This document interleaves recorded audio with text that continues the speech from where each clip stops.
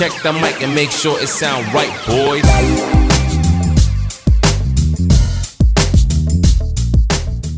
Get the fuck out of here. What? That was so like cartoon sounding. What was that? It was me throwing a soda can into the trash. That was such like a perfect sound. Well, hey, we have it recorded, so we can, Like, you know that sound that my radiator made that you thought was so great? Like, you know that this fucking... That?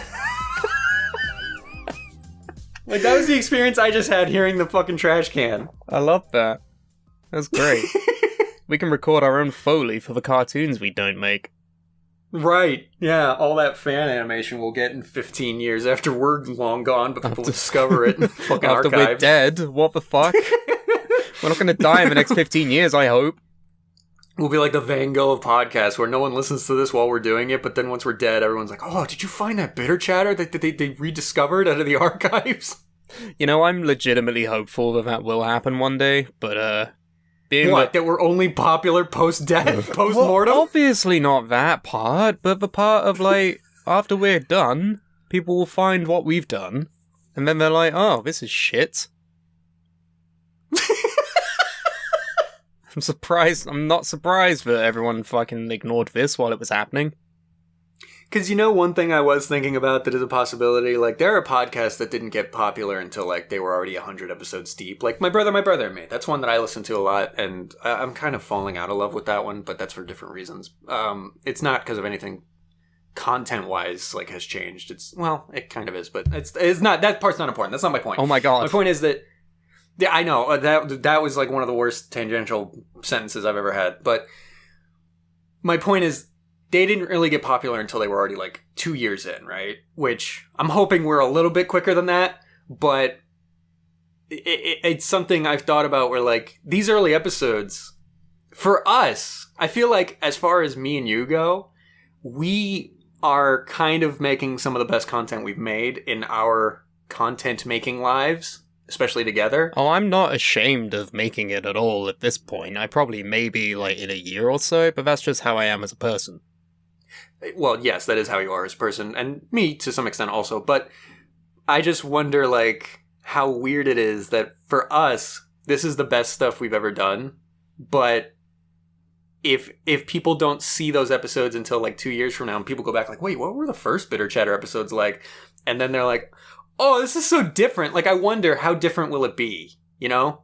We're going to evolve into having a entirely different show at some point, I'm sure, but...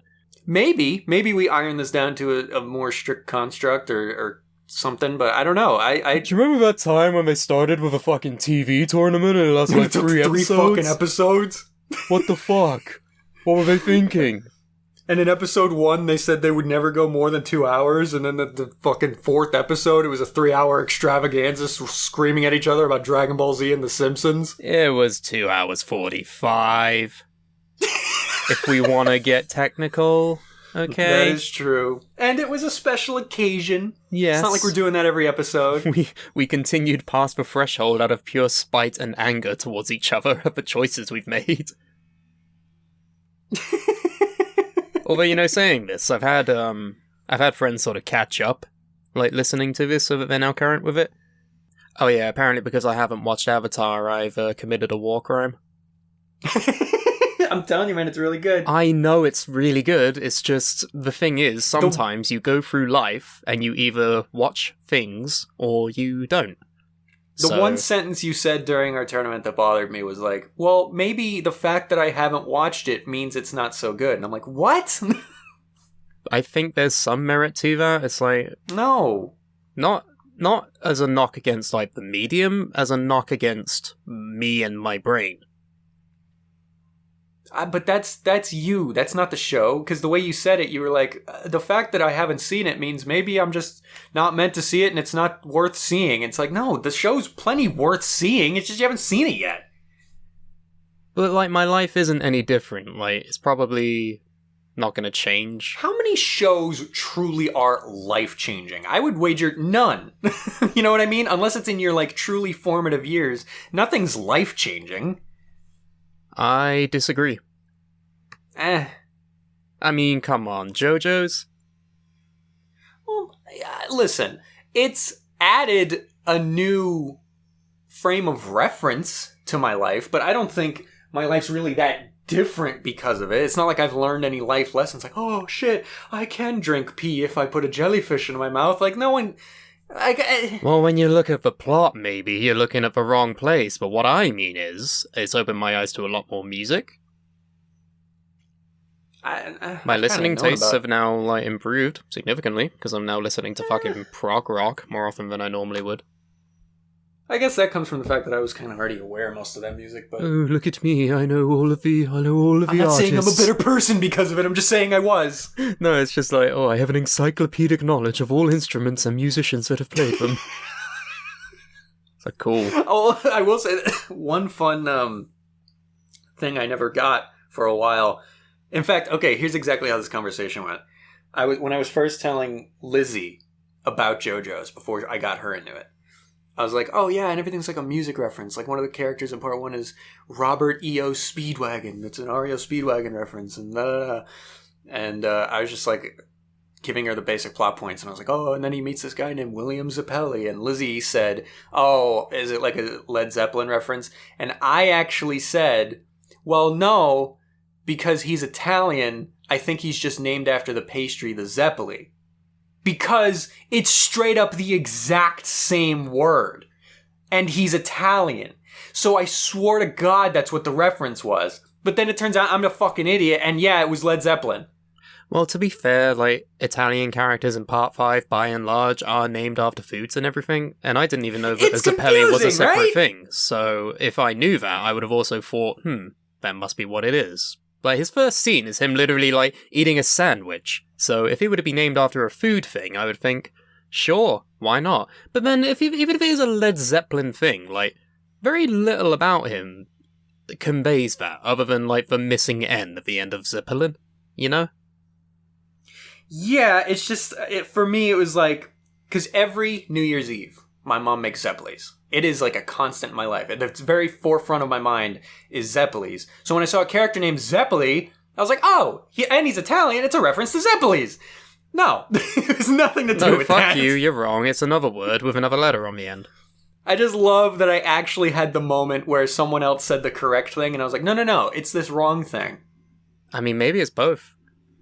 I looked it up. It's absolutely not the Zeppelis. It's just Led Zeppelin. Well, I think that's too coincidental to ignore, so... That's what I thought. One would think. Yeah. Because then he would literally name his Italian characters fucking risotto, Narancia. That's the weird part, is that he ended up doing that. Yes. So this is obviously a precursor. Maybe he figured out, Zappelli's a very, very real thing. Oh, I could do that with all of the characters in this part. Haha, my name's Araki.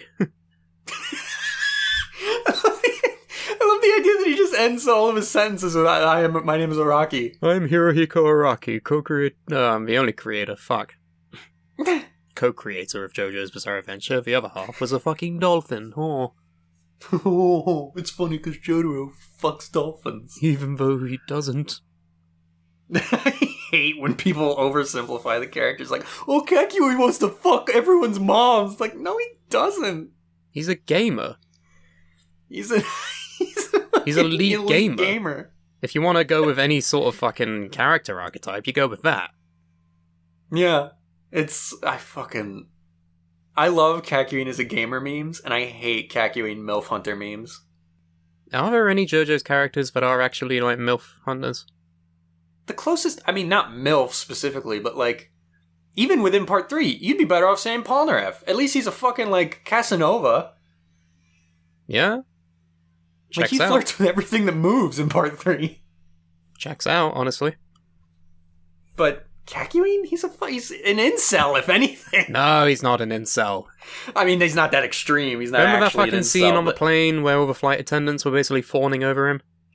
That's true. They only did it the one time, but there was that moment of like, hey, people like, or girls like Kakyoin as much as they like Jotaro. Well, it's because the gag is always Jotaro hates women. So... Or he doesn't hate women, but you know what I mean. He doesn't like loud, annoying women. Yeah. I think we've talked about this before, and it's a horrible habit of mine to bring up things over and over, thinking I've never talked about them before. What is it? Did you? Tell me. Stop fucking rambling, Deku, and tell me. You literally do the exact same fucking thing he does. That's my life. Did I ever show you that Tumblr post, this like long Tumblr post analyzing the fact that Jotaro's probably autistic? Oh, yes. I did. Okay, yeah. I'm very familiar with that theory. Yeah, I think that's a very And it adds strong up because theory. most autistic people hate women. That's a joke. It's fine, because I too am autistic and I too hate women. You can only take things so far. It's fucking funny. Oh my god. Have we started the episode? Oh, we've said some shit, so how about we just slot an intro here? There you go. So, welcome, ladies and gentlemen, to Bitter Chatter. I'm Carmine. He's Brooks. We hate women. We have to nip this in the bud right now because we don't hate women. We love women. I love women. I love men. I love ones that are not either man or woman. Exactly. I think that covers all bases. We love all people. It's a joke.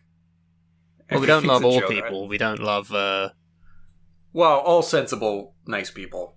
Yeah. Is there anyone that we like hate together? Bojo? Oh, David Cage.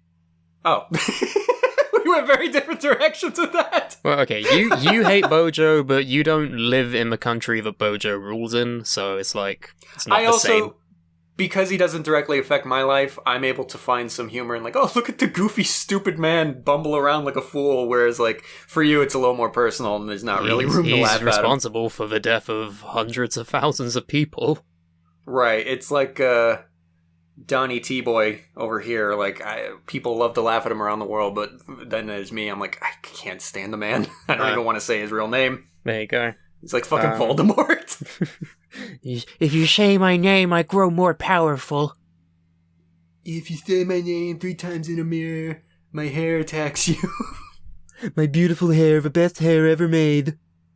As it flutters in the wind. But yeah, David Cage is a good example as well. He's a hack. He's a fucking... He tries. I'll give him that. He tries, but... No. Fuck off, David. Stop it. Get some help. Yeah, it's, he loves to... He's that wonderful mix of... Doesn't know what he's doing, but he thinks he's so fucking artistic and articulate. He thinks he knows what he's doing, and... Yeah. Because he has a fucking medal from the state of France, he's like, Big Dick David, but nah. Make better games, shithead. Yeah, I think one of my favorite quotes that can just perfectly sum up all of his work is, for anyone who is not familiar with the former Let's Play channel Two Best Friends Play, they played one of his games, Beyond Two Souls, which is, surprise, terrible. And there was a scene that had emotional resonance, I guess, but because the game puts all these scenes out of order, there was no real impact from those emotions. So the quote that I love so much is, I have these feelings, but I don't know where to put them. And if that doesn't sum up David Cage's work, I don't know what does. I know where to put my feelings of hatred. Yeah. Oh, God. Because I played Fahrenheit / Indigo Prophecy, whatever you call it. The fact that it has different names and different localizations as well is like, why? Why not just call it Indigo Prophecy across all fucking territories? Why do we have to get Fahrenheit? Yeah, does that name Fahrenheit even have relevance to, like, what the game is? No! That's what I mean. Like, what the fuck do they call it that? We don't even use Fahrenheit here. We use Celsius. I didn't even think of that! It's like, what the You're French! You fucking know this, you shit! Wow. We're next door. I didn't door. even think of that part. Idiot. That's hilarious. Yeah, he's, he... You know what I just kind of, like, as if this was therapy, just kind of realized in my head? Like, David Cage sort of represents... I've been having this thing lately because I'm in school and I'm a film major, which I know right off the bat is going to make people think, oh, he's one of those fucking film students. No. And my point that I was going to say is, I hate those types of people. I hate the pretentious culture that like film analysis has created. It is like a festering fuckpool, and I absolutely despise it. And the more film classes I take, the more I run into it, and it just makes me think like, film is this thing that's supposed to be fucking fun. It's a creative fucking industry. It's you fucking point a camera at things, and whatever the fuck you want to tell a story about, you tell a story about it. And I'm not saying there's no room for depth or deep messages or thematic, like, you know, all that stuff is great. Do it. But to sit there and go, you're not allowed to enjoy a casual fucking film because you haven't opened your mind to the fucking, like, I absolutely hate film analysis culture. It's awful. Do you know what I'm talking about, or am I just sounding like a crazy person? And Small Man Productions presents Man Getting Hit by Football. Doink. Oh, see now, the artistic merit of the football in this scene and the arc that it made resembles the golden ratio. Yes, absolutely. That's kind of like actually it. See, the meaning of a football in the groin can be whittled down to the bare knob of its meaning. I'd like to talk to you more about this. Are you interested in joining my film studies class? I'm in a class right now where every week we watch a film, and we're going through like the history of film language, like how it evolved and how it stagnated also, and like different techniques and methodologies and mentalities that went into making films over the years. And of course, we only ever watch foreign films because nothing in the West was any good. But like,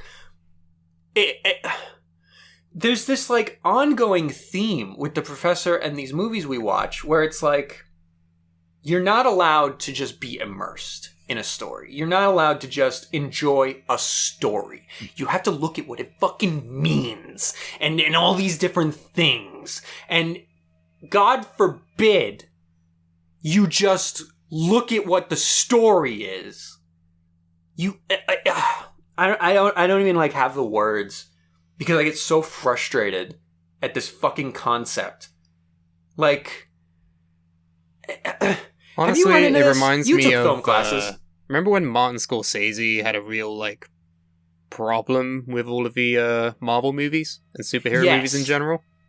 Yes. Yeah, he said that they were just like, whatever he said, like popcorn films. They didn't have any like substance or anything. They weren't real movies. Yeah, and it's like, okay, Mr. fucking Goodfellas, or whatever movies you fucking made, like, I get what he's trying to say, I get the point that he's trying to convey, but at the same time, like,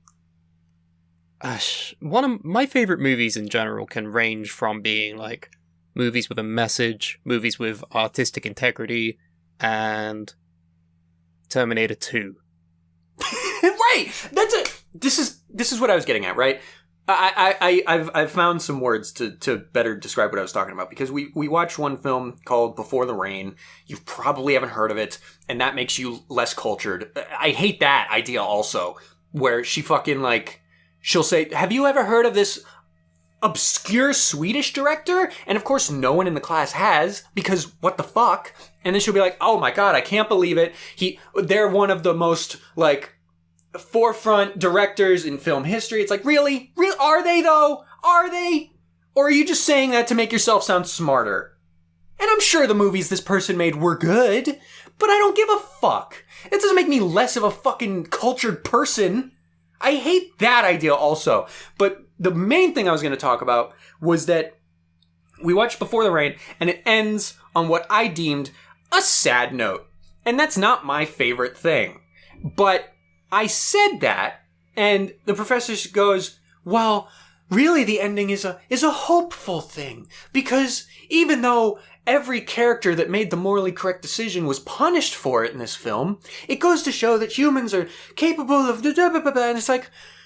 But every time they made the quote-unquote right decision, it didn't matter and everyone died anyway. Like, how is that hopeful? I don't want a movie like that. I want a movie where something good happens. And that doesn't make me a less fucking cultured person for it.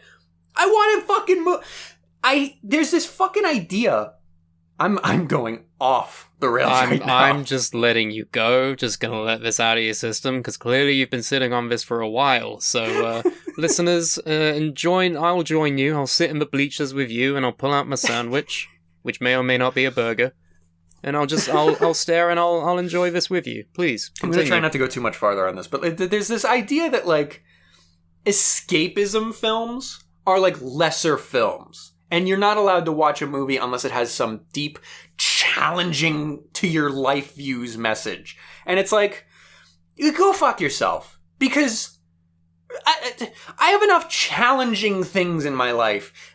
Films are meant, at their fucking core, they're meant to let us have a reprieve from that a little bit. And like I said, you're allowed to have a fucking message, even in your escapist films.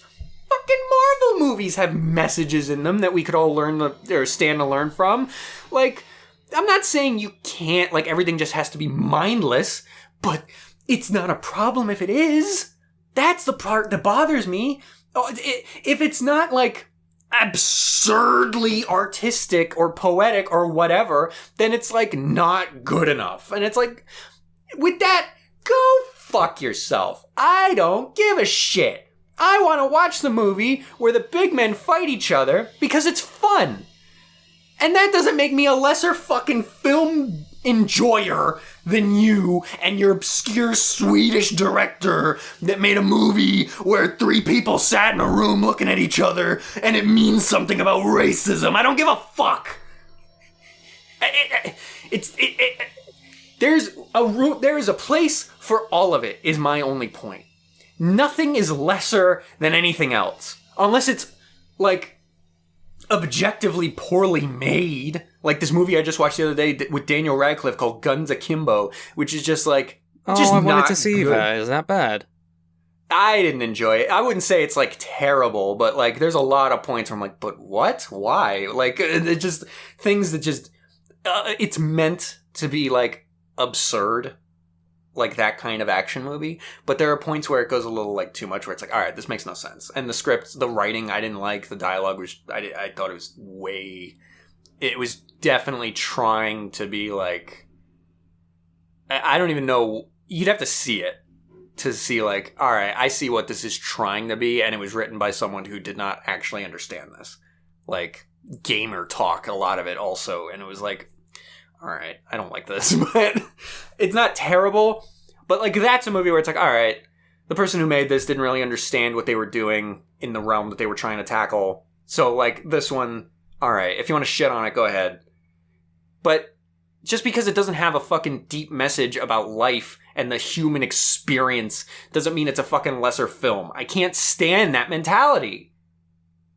I'm done. Okay.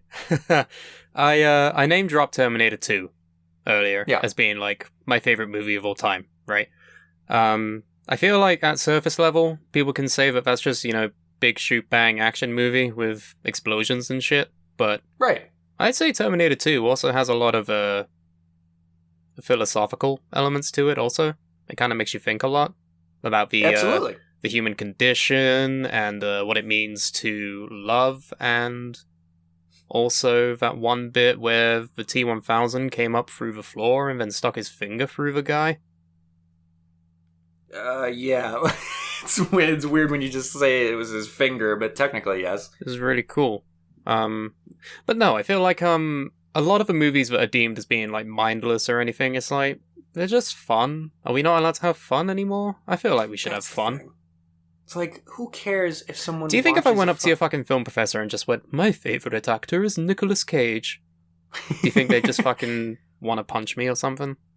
No, they would probably say, like, oh, well, what is it about Nicolas Cage that you enjoy? Does he do something philosophical or blah, blah, blah? I really liked the part in Drive Angry where he was balls deep in a girl whilst he was shooting out enemies. I also really liked that part in Face Off where he was pretending to be John Travolta, pretending to be Nicolas Cage, pretending to be John Travolta. And he had, like, big, dumb magnet boots on. Yeah, what's wrong with just enjoying a movie with the big, dumb magnet boots? Nicolas Cage, for me, like, he started off his career quite early as, like, he was in, like, teen movies, like, Fast Times at Ridgemont High, and other such shenanigan movies.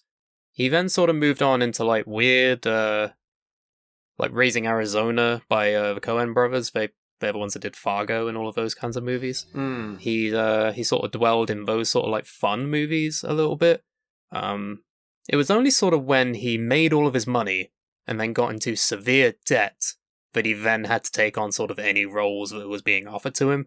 And that's sort of where The Wicker Man, Next, Knowing, all of those kinds of movies. Yeah, like, they just all sort of came together and was like, oh, they sort of ruined his image. But the man was in Leaving Las Vegas, and he had like a really solid performance as like an alcoholic gambling addict and all of that.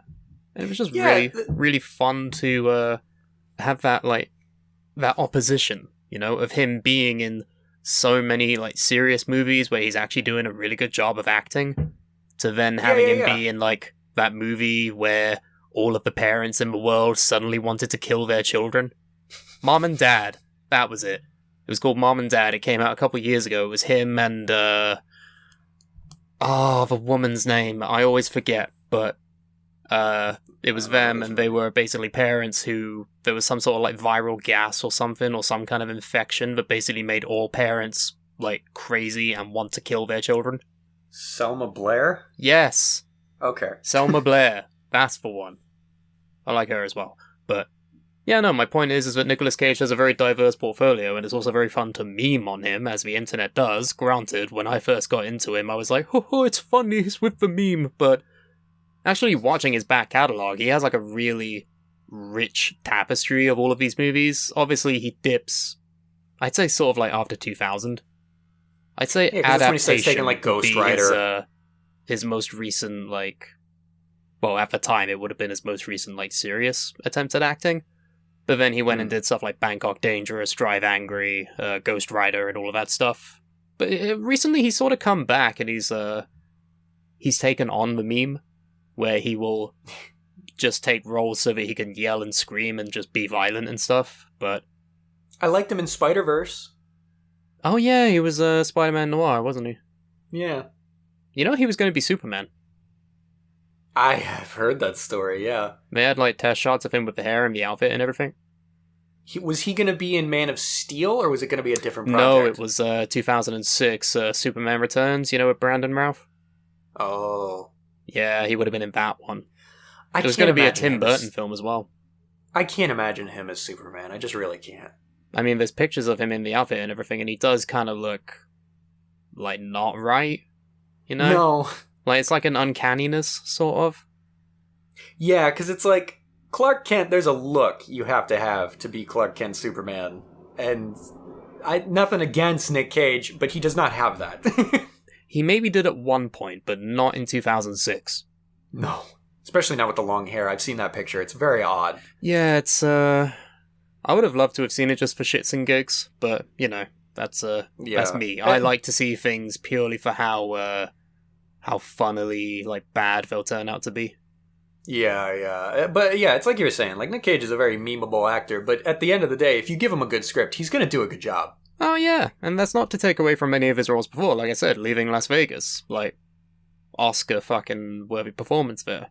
I'm pretty sure he won, you know. I think he did win an Oscar. Maybe. For that role. Let me just look that up so that I'm not talking out my ass here. But yeah, if you give him a good script, he'll do a good job. It's just a lot of times he has to end up taking the bad script because he needs the money. Yeah, he won Best Actor for it. He's an Academy Award winner. 1996. Nick Cage won a Best Actor award before Leonardo DiCaprio, so that should say something. Well, the Academy's kind of bullshit anyway, but... Oh yeah, everyone knows what happened this most recent Oscars and is very upset about it, but... not even that, just with Oscars and Grammys in general, like, award show constructs are just like, meh. It's all about what people enjoy now, but getting away from the point, who is your favorite actor? I'm not sure, because you know what? The more I discover other actors that I was not previously familiar with, because for a long time I was like, I knew the big names, and that was kind of it. You know what I mean? Like, my answer, I think, used to be Robert Downey Jr., and not because of Iron Man, it was actually because of Sherlock Holmes. Oh, really? that was the first time I like really discovered him. And then Well, every because time even I've seen before like movies from sort of late 2000s, he was notorious for his drug problems and everything. He was like big in the 90s, I think, as a sort of teenage young adult star. right, and then Sherlock Holmes was his comeback movie. I think Iron Man was actually his comeback movie. One of them. They came out around the same time. 2008 was Iron Man. I'm pretty sure that was like his first major role. When did Sherlock Holmes come out? I actually don't remember. They're I think making it a might have third been- one. It might have been 2009, 2010-ish.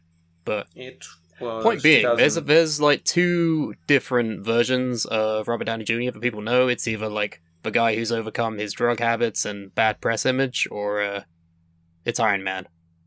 Some people will only know him as being Iron Man. It depends on when you were born, I suppose. That's the second movie. When was the first one? God damn it. It's just a Google search, man. How hard is it? I'm looking up Sherlock Holmes movie and it's fucking not... Alright, 2009. Alright. Yeah. Um, Like, there's actually a joke in one of the Simpsons episodes where he's, where the family is, like, on a movie tour or something, and they're like, "Ooh, it's Robert Downey Jr. shooting it out with the police!" And then, yeah, he was definitely like a I don't Charlie see any Sheen. cameras. And that was the joke. There was definitely a point where he was like at a Charlie Sheen level. Yeah, definitely. Charlie Sheen's another name that's, Oh, but to answer your question, yes, of course. I don't know if I have like a definitive one answer, but an actor who has very quickly risen up my ranks recently is Paul Bettany. Which again, Yeah, not because of Marvel. WandaVision and the MCU have done him a lot of favors, I think. But even before then, like, he's been doing movies for years. Like, his The career movie that- was almost over before he was cast as Vision in Age of Ultron. Mhm. So Mhm. he's done a lot of stuff. I remember he was in Wimbledon. Yes, Wimbledon, where he played a tennis player, and that's all I knew him from before. Like, before Vision and all of that. So The movie that actually put him up my list like that was not Marvel. It was a movie that came out, I think, 2020 or maybe end of 2019, called Uncle Frank, which is... I just watched it again yesterday. It is a magnificent movie. If you have Amazon Prime, it's an Amazon original film, I think. Go watch it. Fucking great. I'm not even going to tell you what it's about. Just go watch it. He's fantastic in that. And that was... the only time I had seen him before that was in the MCU, so I liked him as Vision, and then I'm like, oh, Paul Bettany's in this. Oh, it's a very different type of thing he's doing. I want to see this. And then it was like just amazing, like incredible. So yeah, he very quickly rose up my ranks. I also like Michael B. Jordan a lot. yeah, he's been solid in pretty much every role I've seen him in, even in that awful Fan Stick movie. That's the only... I haven't seen him in that, but everything else I've seen him in, like, I've never had a bad experience watching him, so, like, that says something. Here's a challenge. Anyone not from the MCU? Oh, I guess, yeah, I forgot he was in... Yeah. You Killmonger, baby. I mean, I do like Leonardo DiCaprio. Yeah. I've never disliked him in any of his performances. Yeah. I think he was I love great Django in, Unchained. You ever see Shutter Island? No, but I You know he was should. good in that. You should. It's great. Great twist in that as well. Yeah. Mark Ruffalo's in that. Oh. Yeah. Oh, shit, yeah. Yeah, I just love Django Unchained a lot. And, fuck. Schultz. What's his name? Schultz. The actor. Fuck. I've not No. seen Django for years. I don't know who the characters are called anymore. Shit. Oh, Christoph Waltz. Oh, yeah, he's another, like, classic fucking really famous actor, isn't he? That was another, like, Django Unchained. When I first saw that, I was like, who is that guy? He's incredible. And, yeah, he is. He's won 2 Academy Awards and shit, so, there's stuff there. Yeah, absolutely. Not really much lately, but, before the current times, he's been in so many different movies anyway, like foreign movies to start with, and then like proper Hollywood stuff, and yeah, just one of those actors that's kind of been everywhere. Yeah, he's really great. Who the fuck else? Who are some of yours? So I like, obviously, Nicolas Cage for the reasons I've said. A lot can be said for Arnold Schwarzenegger. Okay, and yeah. not just in terms of like pure acting merit, like, oh, he's a chameleon and shit, but just the fact that he can go from being like big, ripped, tough guy to then having So Bad It's Good performance in Jingle All the Way, Mr. Freeze, and Chill out. yeah, and him and Stallone were like the top guys in like the 80s, 90s like action movie scene. So he's really good at that though. He's really good at just playing like a Conan, like a Commando, True Lies, all of those shit like mid-90s like mid-80s action movies. Like he's really good at it, so you can't really discredit that. I have fun watching him. Yeah, to an extent. I do remember the first time I saw Predator, and I was watching that scene. Yes, Predator. Fuck yeah. Where he's trying to like bait the Predator into a trap, and he's like, "Oh, come on, kill me! I'm here!" No. It's like, all right, this isn't like best actor levels, but No, for what it is, we're not the Academy. Like we know what we like, and we enjoy what we like. So right. No Plus, one would have been a better Terminator. It's one of those things where like you don't have to be Christoph Waltz to do what he does, but he does one good thing and he's very good at it. Yes, he's really good at that. The Running Man, whatever you want to call that, Last Action Hero. Remember Twins with Danny DeVito?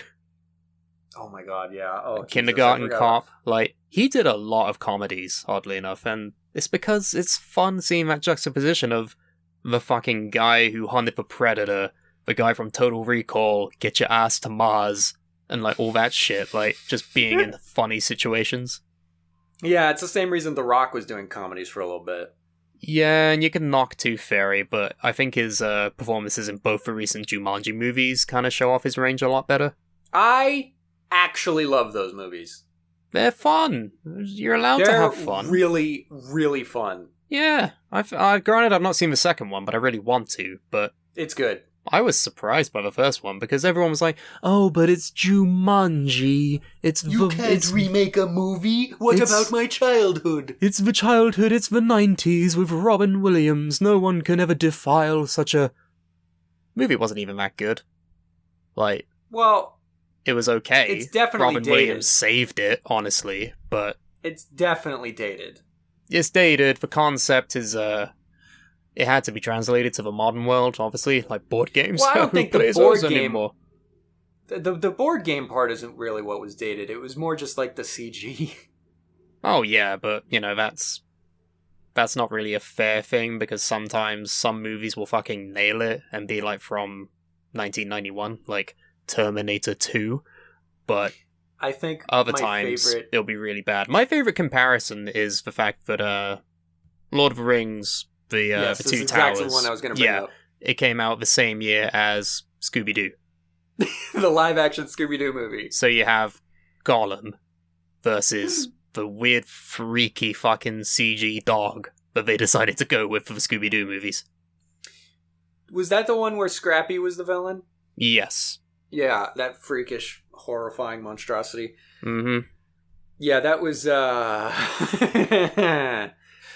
You wouldn't think those movies were made by James Gunn, would you? Oh my Jesus Christ, I always forget that. Yeah. Yeah. Oh my lord. There's that vibe that he has. Yeah. That's another thing as well, directors as well, like movie directors that we enjoy. Obviously, my answer is probably obvious to anyone who listened to the TV tournament. Yeah, David Lynch for sure. I wouldn't say he's my favorite director, it's just like there's a case to be made that he's like one of the best. Who else would you put? You know who's good? Peyton Reed. Tell me their work. Ant-Man. Oh, okay. And other stuff as well. Because obviously we're both big fans of the MCU, so yeah, we're going to have that. I love Taika Waititi now. I mean, Peyton Reed mostly does television, but he's done Ant-Man. He did, do you remember that cheerleader movie, Bring It On? Yes! He did that. Wow! Yeah. He also did The Breakup with Vince Vaughn and Rachel from Friends. Jennifer Aniston. Yes. Huh. But, Alright. yeah. I just, like, you don't have to have a back catalogue of movies that I think are amazing for you to be one of my favourite directors. If you have just one good movie, I'm gonna think, yo, you're pretty good. Yeah. I don't like that idea that, like, oh, he's your favorite director, name every movie. Like, that bullshit, like... Mm-hmm. Like, Wes Anderson is another one as well. Don't know if you know any Yeah, Wes Anderson movies. Yeah. Not even... he has the live-action ones and then he has the stop-motion ones. I prefer the live-action ones, personally. What was that? There's like a camp one. Was that him? A camp one. Like about a summer camp? Are you thinking of Moonrise Kingdom? Is that not him? That's not what it's about. Oh, I don't know. I've only seen like pictures from it. A camp is a setting because one of the characters is a like a cadet Boy Scout type, but it's mostly just set on an island with like forests and beaches and small town communities. But oh, okay. Moonrise Kingdom, oh, that's a movie. That's one of my favorite movies. Yeah, you've talked about it a lot. Yeah. Yeah, because it's the basic premise is a pair of children who are I don't want to say lovers, but as much of lovers as young children can be. Right. You know, they're in together a relationship, and they run away from their sort of small island town, and yeah, it's really, really good. It's got a good vibe. If we're gonna talk about directors who did our favorite movies, then one that I think needs to be talked about is the director of my favorite movie, Iron Giant, Brad Bird, who also did The Incredibles and Ratatouille. Yes. There you go. He even directed a couple Simpsons episodes I'm seeing on his IMDb. Yeah, he's involved in The Simpsons. So, I think this guy's name needs to be talked about. Although he did also do Tomorrowland, which I've heard was terrible. Not everyone can have a flawless fucking directorial history. Yeah. But he did Iron Giant and both the Incredibles movies and Ratatouille, so he's and Road to El Dorado. That's not on here. He did that? He was involved in it. Oh, he didn't direct it, at least. It's not in his credits. Oh, that was Jeffrey Katzenberg. Oh. But I love that movie. Well, Katzenberg has done Shrek, Prince of Egypt, like all of those. DreamWorks, Oh, basically. Okay, this is a guy we should talk about then. Yeah, I fucking love all these movies that you're saying. Katzenberg, yeah, he's fucking DreamWorks, man. He's the boy in the moon. Yeah. I mean, you know, as far as like big name notable directors that everybody knows, like I love Quentin Tarantino and shit like that, but like Tarantino's very hit or miss for me. I have not seen a movie of that. You're okay. You're alright. Pick it up. I have not seen a movie of his I didn't enjoy. Once Upon a Time in Hollywood is very polarizing. Really? I liked that. Did you? Yeah. Well, what do people not like about it? They said it was really, really boring until the flamethrower thing happened at the end. No. Because most of the movie is about DiCaprio's character and Brad Pitt's character like being struggling actors, and Brad Pitt's character being his stunt double, so he only works when DiCaprio works, like that type of thing. And there's a story to be told about that, and then the shit they find along the way that ends in the real life event of the attack at the home, which I'm not going to say the ending, but it's based on real events, so yeah, that part is based on real events. I don't know if the whole thing is accurate to real events. I think it's loosely based on on actual people that existed, like how Bruce Lee is in it as a fucking horrible Asian stereotype. Well, it's just Bruce Lee. It's just meant to be Bruce Lee. Yeah, apparently they did like a very stereotypical job of portraying him. Well, it wasn't really accurate to how he actually was. Oh, I don't fucking know. As far Bruce as anything I've ever seen of Lee, Bruce Ends Lee of a was Dragon. accurate. I only saw that recently. Oh, really? It's the so one with Chuck good. Norris. That's the one, right? Chuck Norris? What? Is that the one where he fights Chuck Norris? Oh, I don't think so. When did he fight? I didn't even know he did that. Enter the Dragon? I thought that was the one where he fights Chuck Norris. Chuck Norris is not in this movie, I don't think. Let me double check. Versus Chuck. No. Oh, I hate when it autocorrects verses into some other bullshit. No, that's... Way of the Dragon is the one where he fights Chuck Norris. Right, no, this is the one where he fights John Saxon and the other guy. I don't know. I don't think I've seen Enter the Dragon in that case. I've only seen Way of the Dragon. It's the one where they go to the island and have a big tournament. Oh, the one with the yellow jumpsuit. That famous one, right? Yes. Okay, yeah. Alright. Yeah, those are good. What was I saying? Oh, Tarantino. Yeah, okay. Once Upon a Time in Hollywood. I think if you go into it expecting it to just be about that real-life event, then, okay, maybe you're going to think it's boring by comparison. But I went into it not even knowing it was about that, so I thought it was great. I mean, don't get me wrong, I love Kill Bill, and Death Proof is one of my favorite movies with Kurt Russell, but... Yeah. Yeah, some of his movies I'm just like, meh. Like, I get it, I get the hype, and I get why people enjoy it, but it's just not for me, really. Pulp Fiction's not even my favorite Tarantino film, I think it's Reservoir solid. Dogs. I think Reservoir Dogs and Django Unchained are better. Yeah, I keep forgetting he did Django.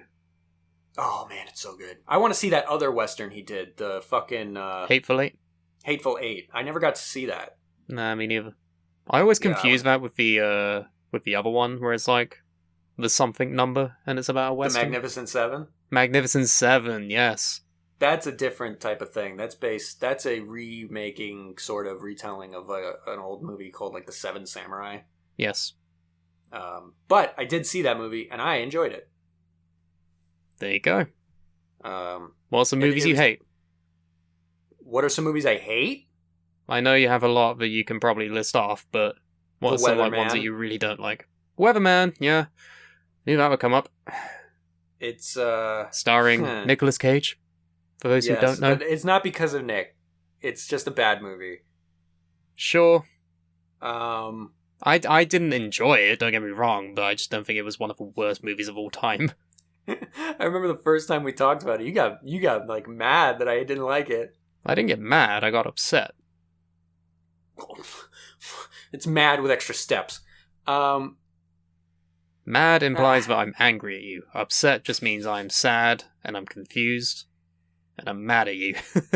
I don't dislike many things. I'm sure there are movies. Oh, come on, that's bullshit. No, but okay, no. Let me elaborate. I am easy to please, is what I meant to say. Yeah, sure. If you hit the right notes, then yeah. Okay, you know what? We can take some easy pot shots here and talk about some DC movies that I didn't like. That's too easy. It'd be hard. Superman. It would be like harder for you to name a DC movie that you enjoyed. Aquaman and Shazam. Really, Aquaman? I think Aquaman, as much as it's kind of basic, was fine. They didn't really do anything wrong in Aquaman. Wonder Woman was fine up until the end. The Suicide Squad is trash. I hate the ending of Dare we fucking talk about Justice League? Give me a second on Justice League. First, we can talk about Batman vs. Superman, because I think that's a universally agreed train wreck. They share a common denominator, though, don't they? They sure do! Then there's the theatrical release of Justice League. Let's talk about that separately. Garbage. Sure. I hated it. I historically have had like little to no interest in DC anyway. Batman, obviously, everyone loves, but meh. I like Smallville. Superman done right, but generally he's kind of not really... He's done in a boring way or an aggravating way. I've read one Superman comic that I enjoyed. It's literally just Batman and Superman. Wonder Woman's cool, but... Wonder Woman's cool in a lot of contexts in the comics. But Flash is... Flash, like, meh. I have no strong feelings one way or the other, you know? Yeah, I think the problem comes from I don't read a lot of comics, so my real only grasp on these characters is adaptations of them, and these characters have not been done justice in a lot of adaptations, so I have nothing to go off of. I have no interest in The Flash. I have no interest in Wonder Woman. Aquaman, I have more interest in than those fucking two, because I liked that movie at least. Like, fuck, man.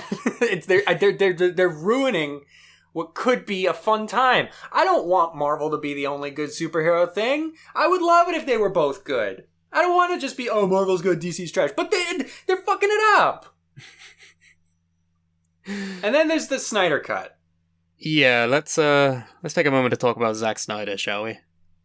So I'll extend this olive branch. I recently found out a little bit more of what exactly went into the Snyder Cut, and I will say this. I'm not going to say it was bad until I watch it. And I think maybe at some point, as much as I don't want to sit through 4 hours of what's probably still not going to be a good movie, I think I'm going to be fair and watch it. But the idea behind it pisses me off. Like, okay, I don't know how much of this you're aware of, so let me just say, the crux of the idea behind the Snyder Cut is that Zack Snyder filmed his movie, and then there was a death in his family and he couldn't finish it. I think it was his daughter, but I might be wrong about that. No, you're correct. And I felt like a dick when I found that out, because I didn't even know that much. So he couldn't finish making the movie. So they brought in Joss Whedon. It's like, the Avengers guy. Let's get him to do it. It'll probably be good if he does it. Who already did a polarizing job with Age of Ultron. Which, I think Age of Ultron is fine. I've heard the complaints. I don't really agree with any of them. But that's beside the point. So Joss Whedon comes in and does Justice League. He finishes it up. But what he does in the process is he reshoots a lot of it. Like, most of it. I didn't know that. I thought he was using the same footage that Snyder shot. Turns out he used almost none of what Snyder shot, and this is where the story of Henry Cavill coming in, and they have his CG his mustache out, and there's shots of fucking, what's his name, Ben Affleck, where he's lost so much muscle weight because so much time has passed, and he didn't know he had to come back for reshoots, so you can tell which shots are Zach's and which shots are Joss's, because Affleck looks like two different people. And then there's a whole Ray Fisher controversy as well. What's that one? The actor who played Cyborg was basically like, Joss Whedon's a piece of shit racist. Oh, I didn't. And, like, I wasn't even aware of that. He did like really bad shit on set to make it like unworkable, and turns out he had a point, because Joss Whedon does that with a lot of his projects, apparently. Didn't know that. That's not great. Whedon's a piece of shit now. We know this. Sure. Also, Whedon just apparently cut out almost all of Cyborg's plot points from the original idea of the film. That plays into that. Great. That's super not awesome, Joss. So the theatrical cut that comes out that Joss Whedon put together is almost nothing like what Zack Snyder had planned. This is the part I didn't know. I thought they were more or less going to be the same movie, and Joss just cut parts out. So as much as that still doesn't, in my eyes, justify the demand for the Snyder Cut, which we'll get to in a minute, I can at least accept that maybe the Snyder Cut is a very different film. So that's why I say, at some point, I think I'm actually going to watch it, just to get an objective look at how it is. Now, let's talk about the fact that the hashtag and the movement and everything that went into release the Snyder Cut was fucking stupid and shitty. Oh, yeah. I'm sorry, I thought you were leading on to what you thought about this. No, I wanted to leave that open for you to come in, because I realize I've been talking a lot. Well, yes. But, yeah, no, I think it sets a bad precedent as well for, it's like, you give the people what they want, and it's never enough. They're always going to want more afterward, because now we have hashtag restore the Snyderverse, which is, right, as far as I'm aware, a movement for him to basically make every DC movie that's already been released, like Wonder Woman and all that shit. But right. No, that's not... I get that executive meddling is a problem, and I get that preserving artistic vision is a good thing, but there's a point where it becomes just entitled, loud, angry fans who will never be happy with anything unless it's what they want. Right. And it's the idea that, like, release the Snyder Cut has this implication that that movie was done and ready to be released, and they were hiding it from you.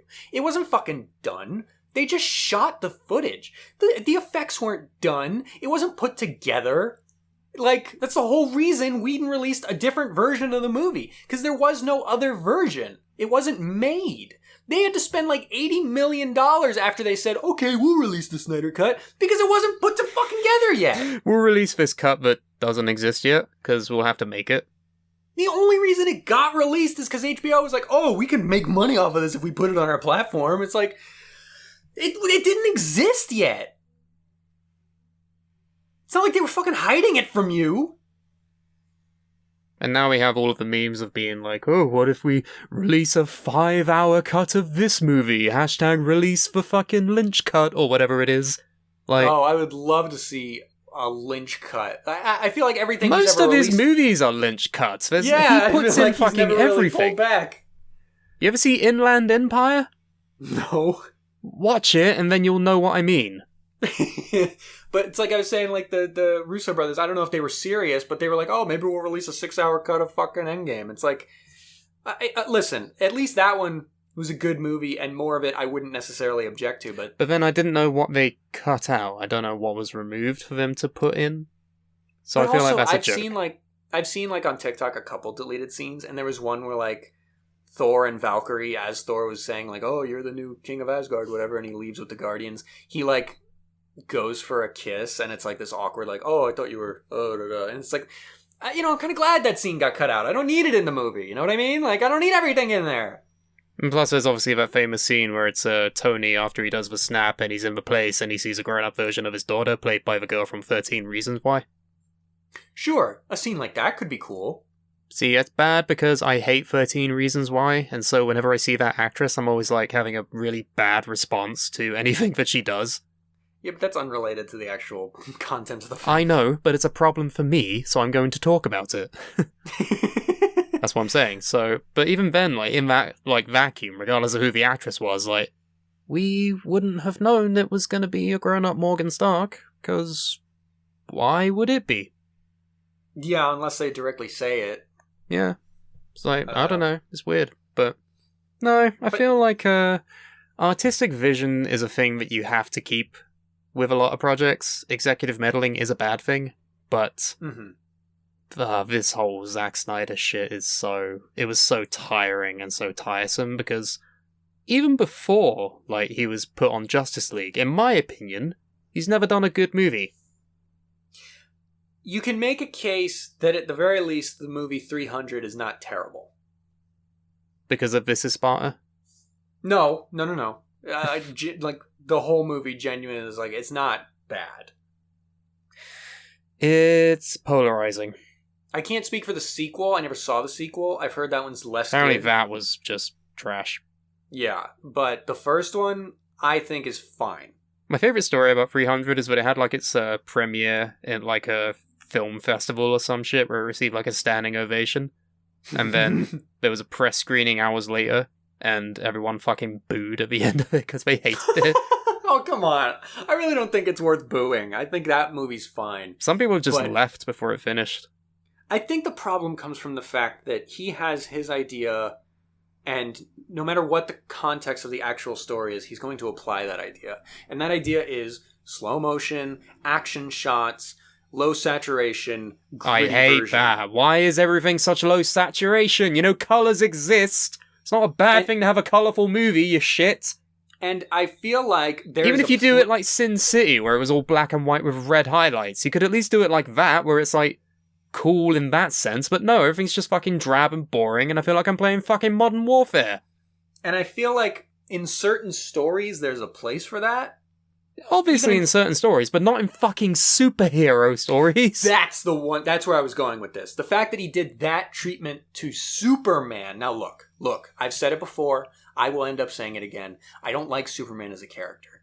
But Superman as a character is literally so easy to do it right. But you would think so, right? No one is seemingly able to do it.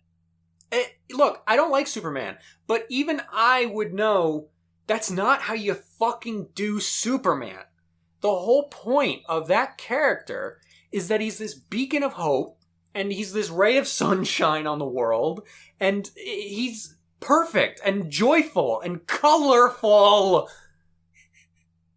Not this fucking brooding gray guy. Man of Steel sucked nuts. Fucking Well, let's And have a I look at his know- filmography, alright? So, he started off I in know there are 2004 people- with Dawn of the Dead. Have you ever seen that? No. I'm not a big fan of zombie, movies anyway, because they used to scare me as a I kid. know- They don't anymore, but just as a I know medium, I there- feel like they're very basic. I know the zombie movie crowd, I think they enjoy that movie. It's, again, polarizing. Oh, I don't know.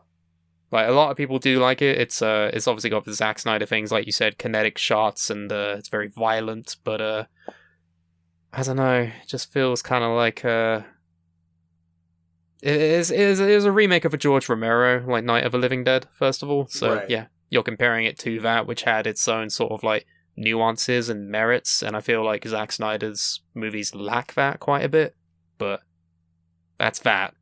300, we've discussed. The Watchmen movie. I, surprisingly, have not seen that, but I've heard that one's good. Ellie really likes it, I think. I said to them that I would watch it and let them know what I think, and that was 6 years ago. So that's on me. I But, have the whole book, and I want to read that before I watch the movie. So I can't speak on that, but critics' consensus has put it as 65, 6 out of 10. It's I've heard mostly good things. fair enough. And you know what? That's a then- darker story, so it fits his way of telling stories. Yeah, that's murder and sex and shit and superheroes. What's that dragon guy's name? Huh? The dragon superhero that fucks like a small Asian lady and has a massive penis. Is this Dragon a Watchmen something? thing?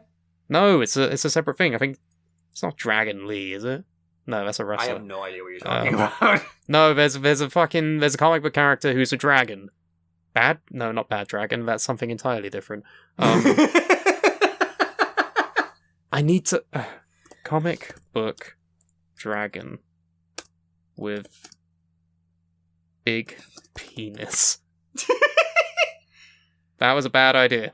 Comic The book Savage Dragon? No, the search was about Savage Dragon. Savage Dragon. That's it. Is it a thing that he has a big penis? Yeah. Oh, this guy! Yes. Oh. Yeah, okay. Adult-oriented superheroes is the point I was trying to make. Gotcha. Oh, and he also made some shitty movie about owls that no one cared about. I don't even know. The 3D animated Legend of the Guardians, the Owls of Ga'Hoole. Oh, he made that? He directed it, yes. Oh, God. Yeah, it's a really shit movie. Sucker Punch, which, Yeah, everyone agrees that was shit. yeah, as much as I didn't want it to be, it kind of was. Then you have Batman vs Superman, Man of Steel, Suicide Squad. He was an executive producer on the... Thing is, that's the thing. Because he directed Man of Steel and Batman v Superman, he's now credited as being an executive producer on a lot of DC movies. Like with Suicide Squad, he's credited as a producer for Wonder Woman. Aquaman, he's credited as executive producer. Wonder Woman again. What is he, the Kevin Feige of DC? Apparently he is now. Ugh. But point is, in my opinion, he's never made a good movie. Like a genuinely everyone thinks it's good movie. I wouldn't say never made a good movie, but his catalog is lacking. I mean, he directed music videos before, as a general thing of his career. And they also had slow motion action and low saturation. I wouldn't know, honestly, because a lot of these artists, I haven't seen their music video. Yeah, I have Like no idea. Morrissey, ZZ Top. He did a My Chemical Romance video as well, fun fact. That's hilarious. That actually kind of fits. Desolation Row. Let's come back to this, but I think we should go to an ad break. Oh hey, look at that flying above us. What is this? Is that a plane? Is it Zack Snyder? Is it Superman with an advert on his back? Oh, it actually is. Look at that. Huh. Sorry! You know what? Zack Snyder definitely didn't direct that ad. No, because that ad was So yeah, Zack Saturation. Snyder. One day we'll have a fucking seamless joke in and out of ad breaks, but this is I not think that day. we are I think we're batting 1,000 right now. Sure. But yeah, I fucking Zack Snyder's a fucking hack. Like, I just think, regardless of even Zack Snyder's capabilities, I think even his fucking fanboys are the worst. Like, they're so fucking vocal and violent and just like, oh, he's the second coming of Jesus. It's for me, the reason the release of Snyder Cut thing is so frustrating is because you're pandering to people throwing a temper tantrum. You're giving in, and you're rewarding them for being petulant children. For years and years and years and years we've had to hear about this, and then, when it came out 2 weeks later, fucking nothing. Right. Who'd have thought? And because they then fucking went, now do the next thing. Yeah, now do more. Have Snyder do the movies he didn't even do in the first place. Because there's no catharsis with releasing the fucking cut, because nothing is going to compare to the years and years, maybe 4 years, of just hearing, release the Snyder Cut, oh, the Snyder Cut's coming, look, it's the Joker as Jesus. I cannot stand that.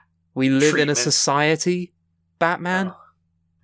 Nothing will ever fucking be a good payoff for all of this fucking time. They put Deathstroke in the movie. Yeah, with a Halo emblem on his fucking... Yes. Oh, what God the damn fuck? Like, it's just such a hot mess all around, and I have no patience for it, and it's burned me out on a lot of DC anyway. Like, the standalone Joker movie is probably one of the best things they've done since Dark Knight. And that's not even... Is that even considered part of the DC EU or whatever the fuck they call it? That's the thing as well. They don't have a fucking shared universe. They have different multiverses as well. Oh, stop. It's the new 52 of movies. Any excuse to make fucking 10 Batman movies that are all different with different actors and shit. Hi, Robert Pattinson, how you doing? I'm sure you'll do good. They should just pretend that first attempt didn't exist. Which one? The whole thing leading up to Justice League. Everything that led up to Justice League. So, Man of Steel... and Batman vs Superman, and Aquaman and Wonder Woman. If didn't Aquaman come out afterward? After Justice League, yes. Yes, that was the fucking flaw in it of itself, because they tried to do what the Avengers did without introducing all of the key players. They introduced Superman, Batman, and Wonder Woman, but they didn't introduce Aquaman or Cyborg or the Flash. You were just expected to know who these people are. That's like fucking making the Avengers without introducing Thor or Captain America. You're expected to know who they are. You know what I really hate about the way they did, especially Wonder Woman? Is that you have Batman vs Superman, present day. Justice League, present day. There is this, like, character growth that happens in those movies for her, where she has to, like, learn to become a leader and shit. And then her solo movie goes way back in time to before she has that development. To World War One? Yes. Yeah. And it's like... And then it went to the 80s where a fucking evil genie happens. Well, I'll get to that. But, like, it's like watching this regression of the character. And we just have to, like... But, like, it's, like, what is that? Why do we do that? It's not hard. It's not hard to make good movies, but apparently really it is. Not. And then there's the second Wonder Woman movie, which... So... Wow, okay, this is giving you an aneurysm. Alright, this will be good. For anyone who hasn't seen Wonder Woman 84, it's fucking awful. It's 87? Atrocious. 87? I don't know. Big Brother. No, it's 84. Sorry, it's 84. I thought it was 87. Not that it matters. It really doesn't. So, again, you have this, it's before the modern day version of Wonder Woman. Hold up. I just want to say, remember that bit at the start of the episode where it's like, we hate women? It's not... It's not about women. It's about this being an awful movie. Yeah. There you go. It's, again, we're still back in time, so before her actual character development. But this different type of development that doesn't exist because we're already establishing what she is in present day. It's awful. So, but then there's the plot. And the plot is nothing. The plot is garbage. The plot is that fucking Oberyn Martell finds a fucking magic wish rock and wants to use that to make his business work, and That's it. Wonder Woman just fucks off. She doesn't do anything in this movie. She doesn't win a single fight. She doesn't win a single fight in the whole movie. She doesn't do anything. How is this a Wonder Woman movie? Oh, sorry. You're not done yelling. She learns how to fly at one point, and it's like this awkward 5-minute sequence where she literally does not know what to do with her hands while she's flying. And it's like, what is this? What am I looking at? How's this a Wonder Woman movie? This is a girl that fucking wants to be like Wonder Woman, and it turns her into an aggressive cheetah monster. I don't know how that works. And Wonder Woman starts losing her powers because and then she gets her powers back, but she can't fucking overcome a gust of wind. And then she doesn't get electrocuted by things that electrocute people that are just as strong as her. It makes no sense. It's a terrible fucking movie. And there's no, like, development in it. There's no point to it. And yet there's this huge world-altering event that's going on that is the crux of the plot. And does anyone in the present day ever acknowledge that, hey, remember that time in 1984 where the world almost ended? No one talks about it. It's ignored because it's a shit fucking continuity error. It's garbage. I'm lightheaded.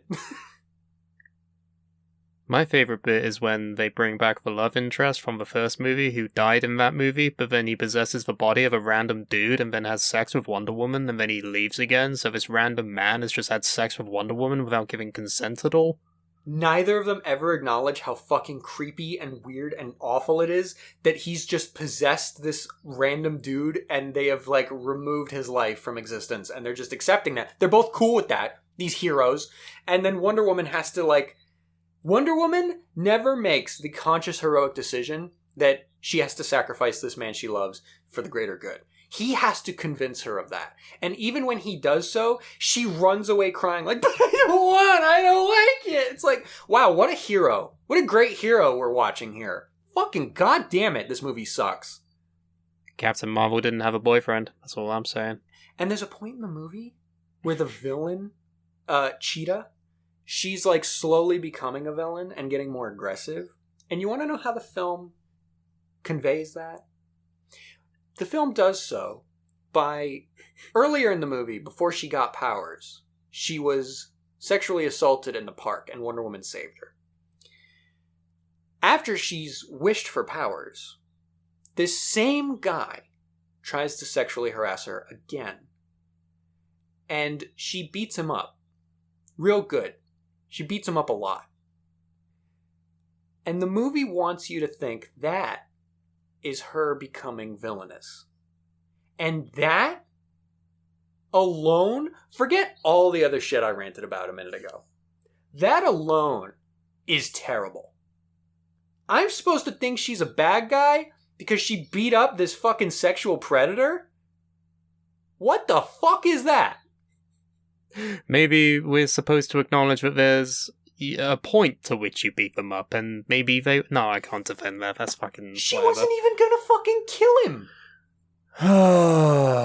But anyway, enough about bed bugs with superhero movies, because we could literally be here all day otherwise. Yeah. What are some of your funniest movies? Like movies that you've watched and you just could not stop laughing? Oddly enough, I feel like I don't watch a ton of comedies, weirdly.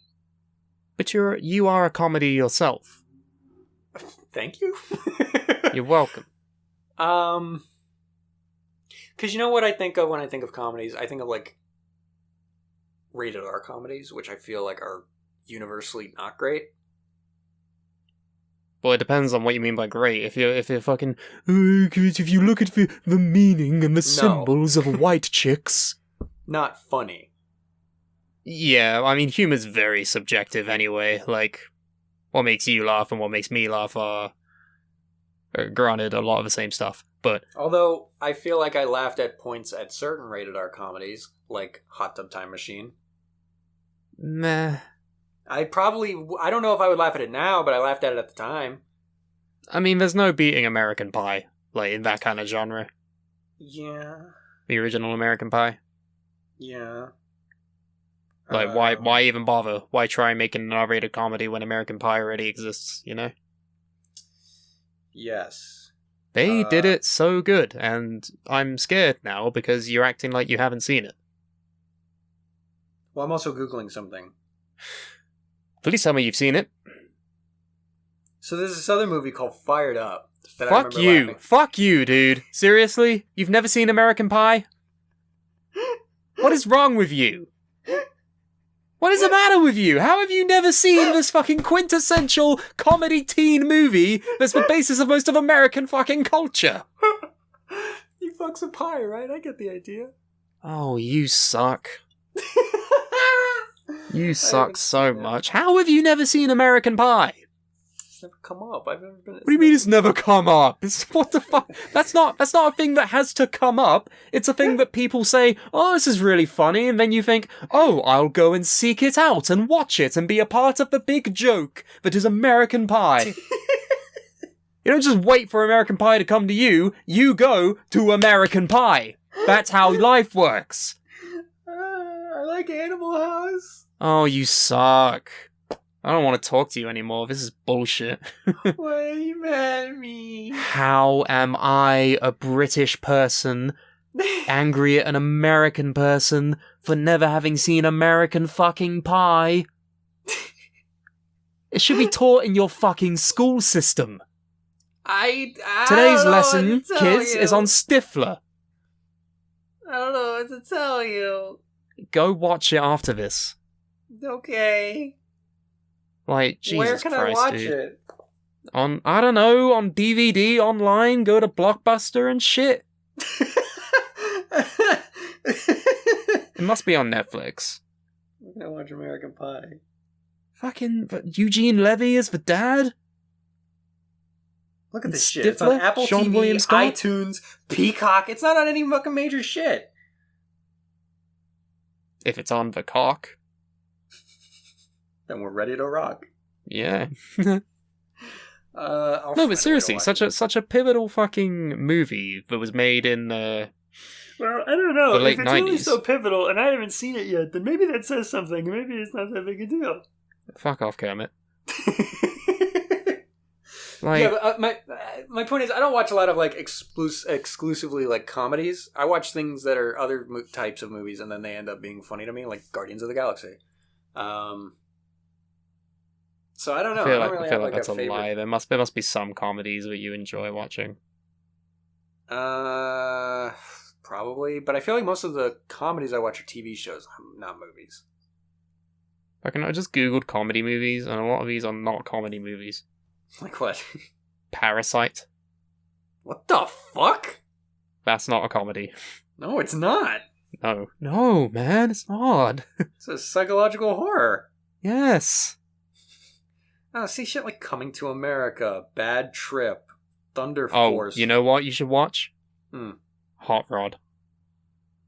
Ooh, okay, I would watch Hot Rod. 2007. Andy Samberg. Knives Hilarious Out? shit. How is that a comedy? Knives Out's got, like, comedic elements. I guess? Yeah. Oh, you know what movie I liked? Hmm. Central Intelligence. That was okay. I wouldn't say it's... The Rock yeah, and it's- Kevin Hart. yeah. That's a good comedy duo right there. Not for everyone, I get it, it's very basic, but for me, I laughed a lot. Ooh, The Hangover. The The first one's fine. The first one is acceptable. The sequels are fucking trash. I don't want to know them. Don't want to see them. You know what's not great, and I only saw recently for the first time? What's that? Superbad. I saw Because- it once, and I thought it was funny. Because I don't know if I would hold that same opinion today. Because Yessie said that, like, oh my god, I haven't seen Superbad in so long. I remember it being so great. We should watch it. So we watched it, and I was sitting there like, and then the movie ends, and I just look at her, and it's like, you still like it? And she's like, actually, no. That was not anywhere near as good as I remembered it being. 21 Jump Street. Okay, yeah, that was good. I like that. That was funny. I like, what's his... Jonah Hill. I like Jonah Hill in movies. He's funny. I can't think of many times I've disliked him. Oh, I'm thinking in my favourite comedy of all time. What? Rush Hour 2. I know I've seen at least the first Rush Hour, and I've seen clips from the other two. For What's the whatever second? reason, when I was a kid, I was watching movies I probably shouldn't have been watching. Rush Hour 2 is one of those movies. And, yeah, it's just funny. funny, good old time. We love Jackie Chan and Chris Tucker. We love them. Yeah, we love Jackie. Jackie, we love to see that Jackie. Why is Pulp Fiction listed in the top 100 best comedy movies? Haha, remember that bit with the gimp? Everyone laughed. Remember when fucking Uma Thurman overdosed on fucking heroin? That was funny. It's so funny. I mean, comedy is such a broad thing. There's different types of comedies. There's like satire, action, straight up just funny movies. The 90s on its own is a very niche form of comedy. Fantasy comedies. A whole branch of comedies I'm forgetting about. Mel Gibson movies. Oh yeah, Passion of Christ was a real fucking gutbuster. Mel... I always do this. Mel Brooks. Mel Brooks. God damn it, I always mix them up. Seriously. Oh yeah, my brain's What Women bad. Want. Fucking classic. Yes. My brain's bad. Mel Brooks. Yes. Young Spaceballs, Frankenstein fucking great. Young Spaceballs. Frankenstein, great. Blazing Saddles, great. Yes. Those are... One of those is probably my favorite comedy. Monty Python. Monty Python's also great. Life of Brian. Holy Grail. I prefer Holy Grail. I haven't seen Life of Brian yet, so I'd have to Everyone say hails also. fucking Life of Brian as being like the best comedy ever made, and I'm like, yeah, it's funny, but honestly I had more of a fun time with Holy Grail. That's where I got the idea that knights weren't real. Because they made a comedy about them? Yes.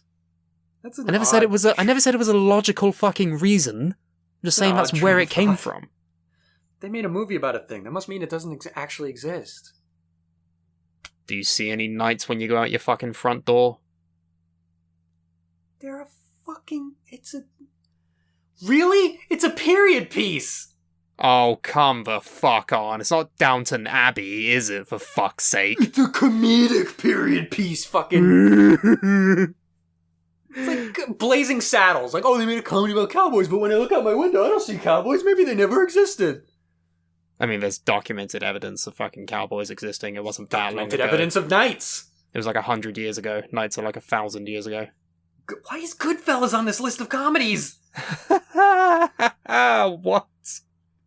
What the fuck? Hold on, I gotta see the little paragraph blurb. Why is this in here? An unusual entry in a list of comedy movies, you might think. Well, yes! Yes, because it's not a fucking comedy. But top comedians voted for it, and here it is. What?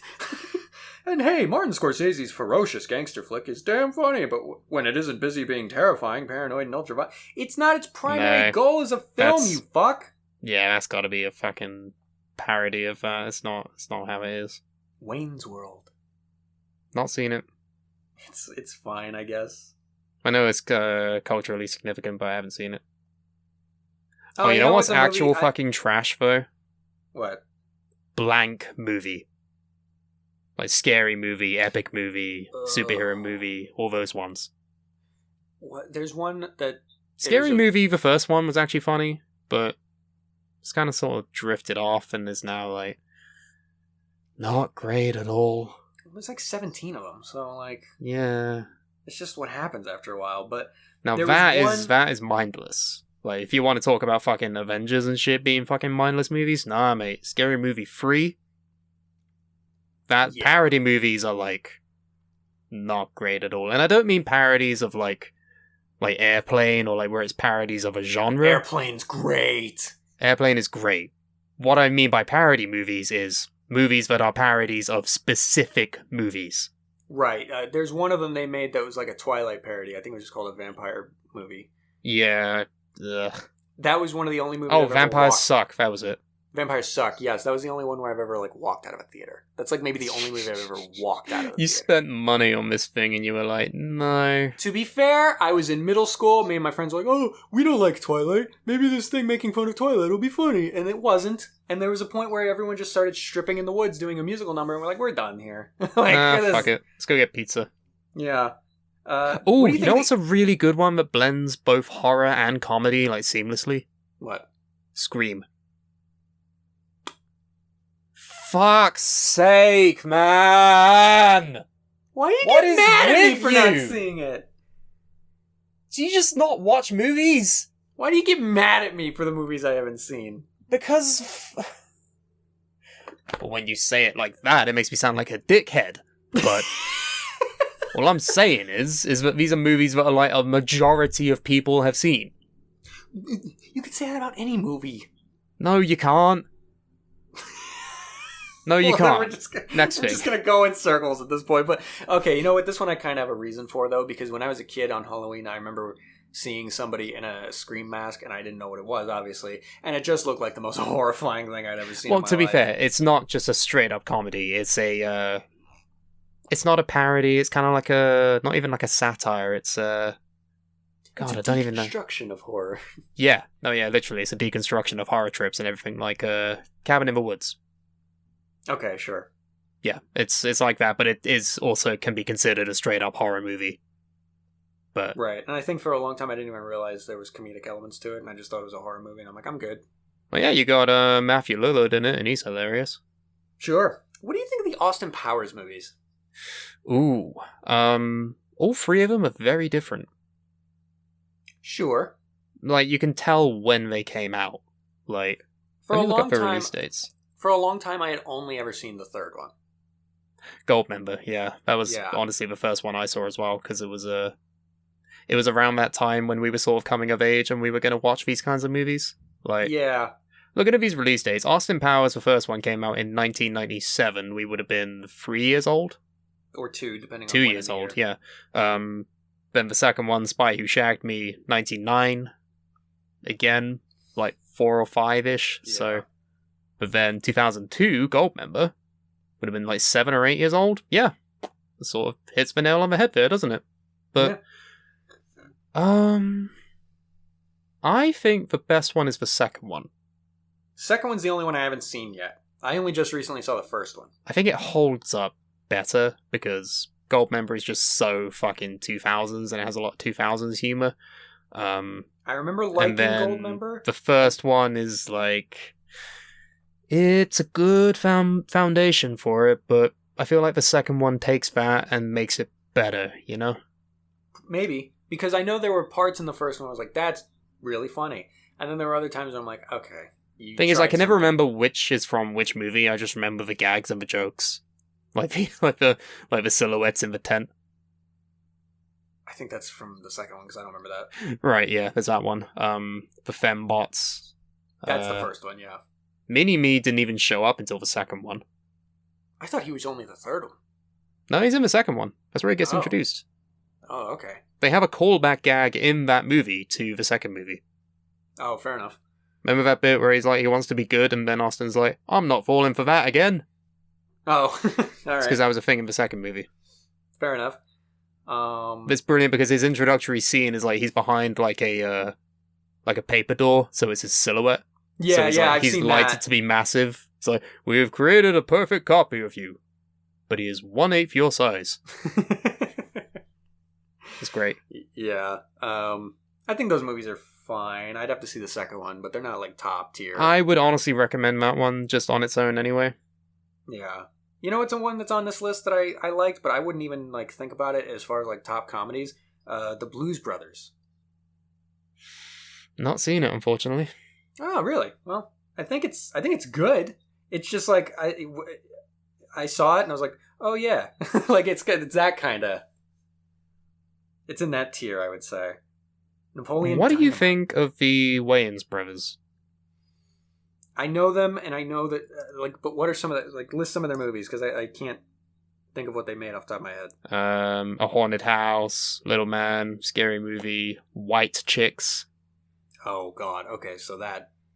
The most recent one being 50 Shades of Black. Okay, I get what they're. All right. That's not even recent. No, yeah.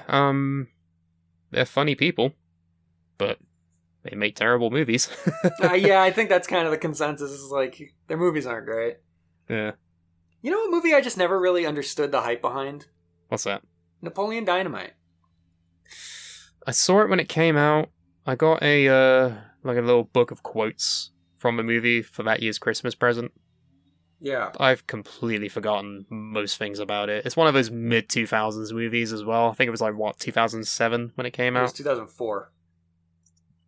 There you go. Shows how much I really remember. I could do with revisiting that, I think.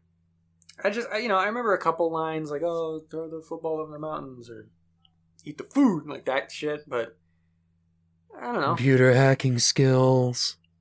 I don't know. It was okay. Let's have a look at the greatest movies of all time and then see what they are. Cause Just in general, like not just comedies. Yeah, I mean, we could just end it on this because, I feel like a lot of these movies that are considered they're the greatest ever. It's like, well, are they though? Are they really? Ghostbusters. I've seen the first one and I thought it was good. Solid Yes. movie. I don't know if I've seen the other ones, but the first. So, one's according to Empire, we have the 100 greatest movies ever. Let's just quickly run down the list. Have we seen it or have we not? Number 1. Well, 100. Stand By Me. No. Not seen it, heard it's good. Raging Bull. Yes. I haven't seen it. It's good. Okay. Amelie. No. Nah. Titanic. I've basically watched the whole thing, but I've never sat down and watched it start to finish. It makes me sick. I can't deal with the Titanic, that whole thing of it sinking and everything. Just, no, can't deal with it. Good Will Hunting. No. Arrival. No, I don't know what that one is. I've seen it. It's where Amy Adams and Jeremy Renner, where these giant alien pods come to Earth and then they communicate to it over a whiteboard. Oh, yeah, no, I haven't seen it. I saw it in cinemas, thought it was good. Had a good twist at the end. Lost in Translation. No. I want to see it because Bill Murray's fucking funny, and then you got a young Scarlett Johansson as well. So, Okay. The Princess Bride. Yes. Nah, Great movie. I know it is. I want to watch it. I just That's a haven't got round great to it. comedy. That's a great comedy. Oh yeah. Yeah. Oh yeah, I guess you're right. Fantasy comedy. Yeah. Yeah. The Terminator. Yes. The second one to me is better, but the first one does They're have its different merits. types of movies. The first one's more Different. of a straight First up one's a horror. horror movie. Second one's an action movie. Yeah. Yeah. The Prestige. No. It's the one with Christian Bale and Hugh Jackman as magicians. Yeah, no. No. No Country for Old Men. I have not seen it yet, but I really want to. I am familiar with the character of Anton. I don't know how you pronounce his last name. The sociopath guy. Sure. Yeah, I've heard I've seen the scene of him at the gas station, and I think that's fucking great. Like Javier Bardem, great actor. Yeah. Shaun of the Dead. No, these are these movies that these guys made. I have not seen them, and I really want to. The Cornetto trilogy. Yes. Oh my god, you would love Hot Fuzz. Yeah, I feel like I would love these movies. Yeah, literally. I've not seen the last one at World's End, but I'll get to that later. Yeah, I really like Shaun of the Dead. The Exorcist. I've Not seen for me. bits. Not for me. The fucking Scary Maze game has given me PTSD, and I will never watch this movie. Shut up, I don't care. Predator. Yeah. Hell yeah, love Predator. Ooh, okay. Indiana Jones, specifically The Last Crusade. Which one is that? Is that the first, second, or third? The Last Crusade. So the third? Yes. That's the only one I haven't seen. Really? Yeah. I've seen the first two, but not that one. I think Temple of Doom is my favorite. Just because of the setting. Is Temple of Doom... Is it the one with the Temple of Doom? No, I think my favorite's the first one, and I'll tell you exactly why. The specific scene, unless I'm mixing this up. The scene where they're running through... Yeah, this is the first one. They're running through, I think it's Egypt, whatever country they're in that movie. Yeah, Raiders of the Lost Ark, yeah. And they're like running through the city being chased by like city guards or whatever, and then Indy comes out from around the corner and he just sees this huge guy with the scimitar, and he's doing all these sword flips, like being all intimidating, and Indy's like, and he just pulls out his gun and shoots him. Yeah. And you know the story about Harrison Ford. Like, that was his idea. Right. I didn't know that scene was coming. I'd never seen that scene before. So I was watching that movie for the first time. I was laughing for fucking like 5 minutes. I had to pause the movie and catch my breath because it caught me so off guard. It was so well done. I will always love that movie for that. That's so good. Leon. Or Leon, the French one. Don't even know it. I've heard it's good. It's got, is it Natalie Portman? Yes, Natalie Portman. She's 12 years old, and it's one of her first, key movies. Okay. Yeah. Rocky. Yes, yeah. I've never seen any of her Rocky movies. The first and the fourth are really, really good. I haven't really seen... Why not the second or the third? Well, the second one's good, but I think all four of them are good. But the first no, one... ignoring the fifth one. I have never seen the fifth one, so that's why I can't say. What do you think of Creed and Creed 2? Have you seen those? I haven't seen the Creed movies, so I can't say, but I hear they're good. It's got Michael B. Jordan in them, so... Yes, and I've heard that Stallone's great in those movies also. He won Best Supporting Actor for the first one. Yes. The first movie has this different... how much do you know about it? I know as a man who boxes. Okay, so that first movie... I'm very surface level with it, except for the fourth one where Apollo Creed dies and everyone's like, oh no, big scary Russian men. And then Rocky makes a speech to the UN about world peace or some shit. Basically. And it's good. As cheesy as that sounds, it's good. But the first one, the story's not, I'm gonna win and be champion. It's this low-level boxer. Because he doesn't win, does he? Right. Spoilers, but yes. Oh, come on. It came out in the 80s. Yeah, I don't know how many people really care about Rocky spoilers. That's why I don't care. But isn't that like the main point is that he doesn't win it in the first one, so then he wins it in the second one? Well, the reason it's still a successful story is because he only wanted to go the distance and prove that he could fight the champion toe-to-toe. And in that regard, he succeeds. Even though it goes to decision and the decision goes to the champ, he doesn't win, he succeeded. So that's what makes that a different kind of good movie. And then in the second one, he wins, and now he's the champ. Adrian, we did it. Oh. Right, and that's a different type of thing, and there's merit to that also. It's still good and made well. And then the third one, it's like overcoming his fears is like this Clubber Lang character comes in. His fears of Hulk Hogan and Mr. T. Yeah. And then in the fourth one, it's like a monster movie at that point, because Ivan Drago's insane. So they all have different elements to them. I prefer the way that the first and the fourth one are done. That's fair. Yeah. True Romance. I don't know it. I think Quentin Tarantino wrote this one. Yes, he did. Okay. Yeah, not seen it, but sure, I could check it out. Some Like It Hot. That sounds familiar. It's a Marilyn Monroe movie. Okay, then no. It's where two guys, or three guys, pretend to be women. Oh, no, I don't know it. All right. Yeah. Oh, that just reminded me, a movie that's probably not going to be on this list, but I want to give it, this is also a good comedy and also just genuinely a good movie. The Birdcage.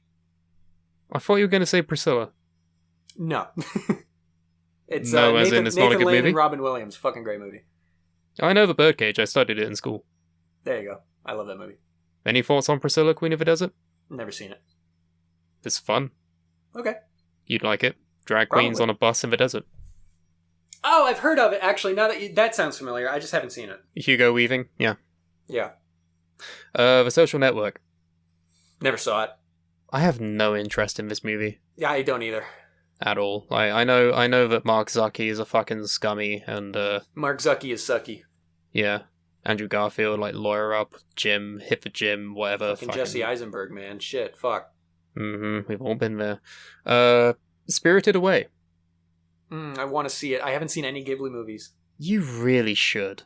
Yeah. You would genuinely love them. Anime movies are a realm I really haven't touched, and I want to get into them. Spirited Away is beautiful. So is Howl's Moving Castle. I want to see Howl's Moving Castle. They're all good. Yeah. Oh, hey. Captain America Civil War. That is a great movie. That's good. Ooh, Old Boy. What is that one? It's the revenge one that was Korean and then got adapted into American. Don't know it. Never mind. Toy Story. A fantastic movie. Hell yeah. Bit dated, but love it still. As far as the CG, yeah, but it's still great. Clockwork Orange. Never saw it. Haha, don't. Why? You'd fucking hate it. Why? It's horrible. What do you mean? It's not a fun time. I mean, I know it's like a kind of psychological horror-ish film. Yeah, it's about, like, it's fucking ultra-violence and rape and brainwashing and shit. It's just not fun at all. I know that definitely sounds like not your cup of tea. Ellie fucking loves it. I'm sure they do. But, nah. I mean, you can watch it if you want, but don't fucking come crying to me when you're crying at the end, because you didn't enjoy it. Fair enough. Fargo.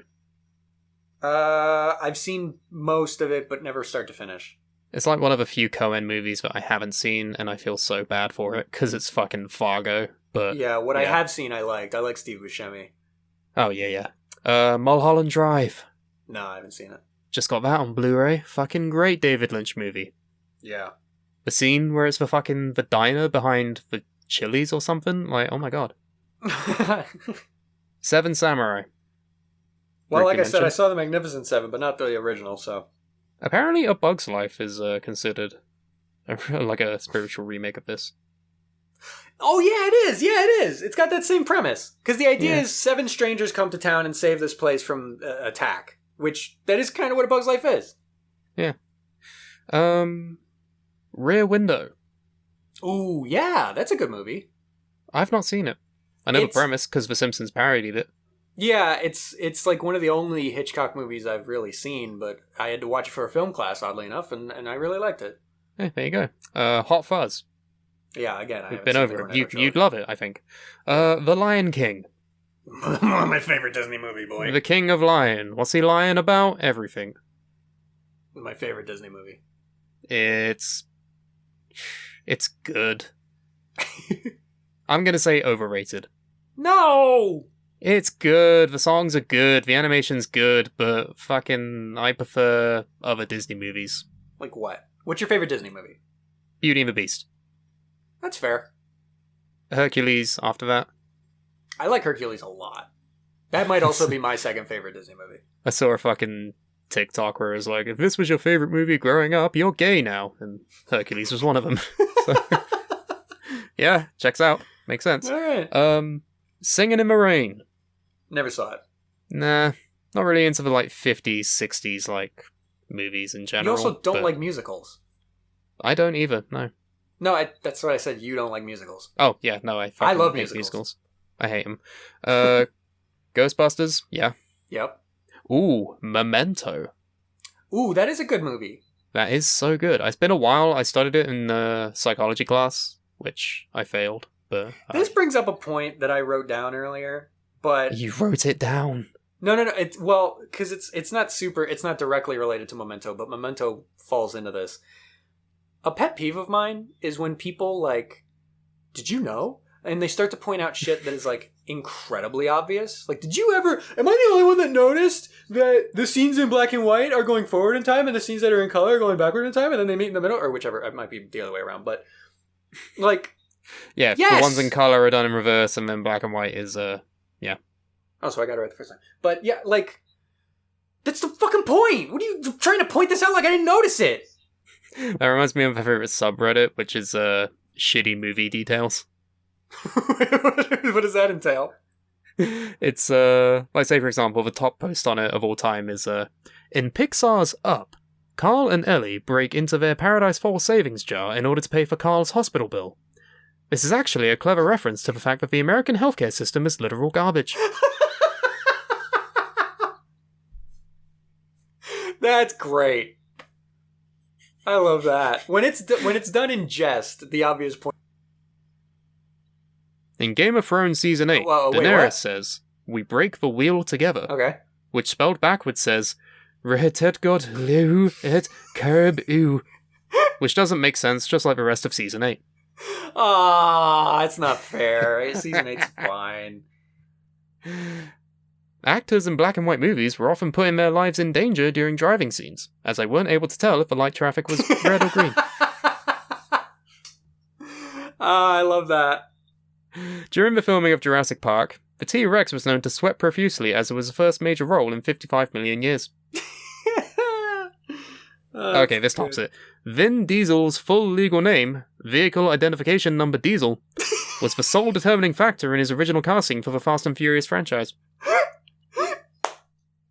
That one's really good. Shitty movie details. It's I love one of my that. favorite subreddits. Anyway, back to the movies. Return of a Jedi. Meh. Which I'm I not only big know into them- Star Wars, I so only know them by their number. Which one is that? 6.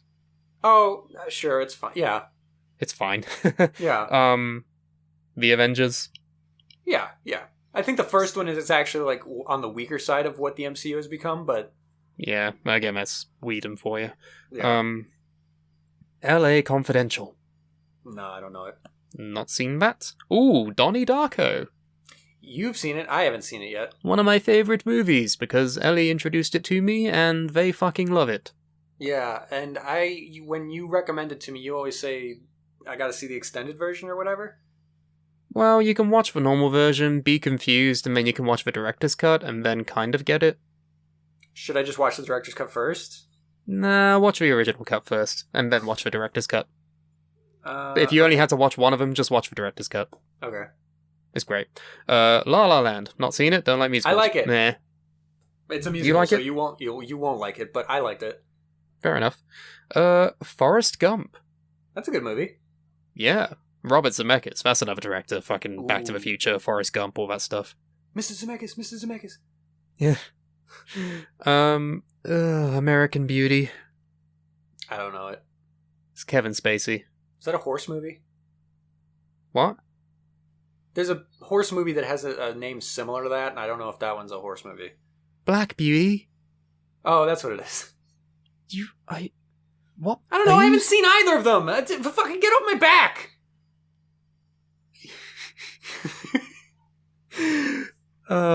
Yeah, no. American Beauty is about a middle-aged married man's obsession with a teenage girl, Okay. and then he dies at the end That sounds like not a movie I would love. because it's not about horses.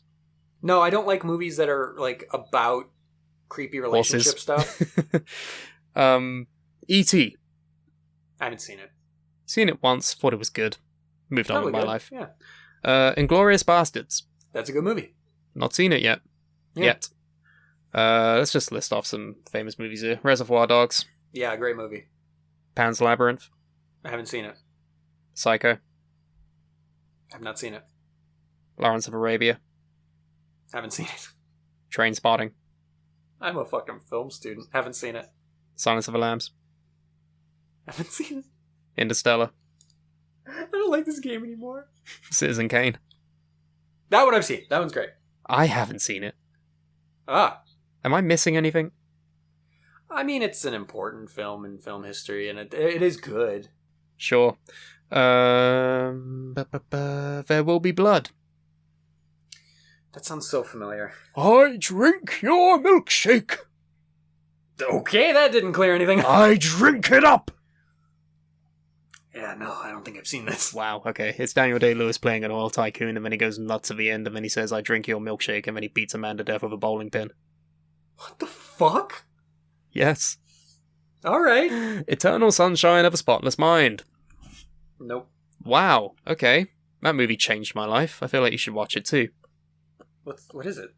Oh god. It's about memories being erased and then relationships as well. It's really hard to explain. Just watch it. Alright. It's good. 12 Angry Men. Yes. I said before I'm not really into like movies from the 50s and 60s and that. This I'll make an exception for because it's really good. Yeah, I like that. Saving Private Ryan. I have not seen it. Not I'm really big into not really into movies. war movies, no. It's just like Yeah. depressing. I've seen a couple. Like 1917 was good. Meh. It's not my thing. I saw Dunkirk and I was just miserable the whole time. Yeah, that's usually my vibe also. What else we got? The Departed. Yeah, fucking Cap. The Departed. Yeah, that's a good movie. Nah, not interested in it really. Ooh, The Shining. Yeah. Have you seen it? I've seen almost all of it. It's again, I haven't sat down and watched it start to finish, but I know it, and I know the scenes, I know the beats. Fair enough. I think it's probably one of my favorite horror movies. So that's Okay. that's pretty cool. Schindler's Fist. No. No. let's pretend that I said Schindler's List first time round. That has to stay in, though, for the love of God. Yeah, that's a good movie also. Very sad. I know what it is, and I don't want to watch it because I know what it is. I don't want to be bummed out. It's mostly good. I'm here to have a good time. It's mostly, like, positive. Ooh, have you ever seen Seven? No. That's a really good movie. That's what's in the box, right? What's in the fucking box? What's in the box? No, it's really good. Yeah, I'm sure it is. David Fincher, Fight Club. Oh, really good. Fight Club. Big Lebowski. I have not seen it. It's really funny. It's really cool. I'm sure it is. Really well made. I hear nothing but good things about it. Terminator 2. Why is that number 25? That should be number 1, for fuck's sake. My favorite things are the only things objectively allowed to be the best. I'm sorry, what? Are you having a go? Are you fucking mocking me? Sir? Yes. Because of my taste in movies? I'm not saying your taste is bad. I'm just saying maybe it's alright that your favorite thing isn't objectively considered the best. Nope, don't understand. Next one, The Matrix. Yeah. Yeah, super good. Was obsessed with it for a while, actually. Yeah, I really like that franchise. Like the video games, like all the movies. It's all fucking great. I have not seen the third one. I remember not really having any problems with the second one. The second one is more fun. The first one sets up the world. The second one and the third one were kind of filmed back to back, so they kind of bleed in together for me. But the set pieces are what I remember most about the Matrix movies. You excited about the fourth one? I don't agree with it. Yeah, it's kind of fucked that exists. Because we all know at this point, fucking Neo dies at the end. Trinity dies at the end. Why are they back? He probably just burst in the code and he's gonna reform himself. There's more code.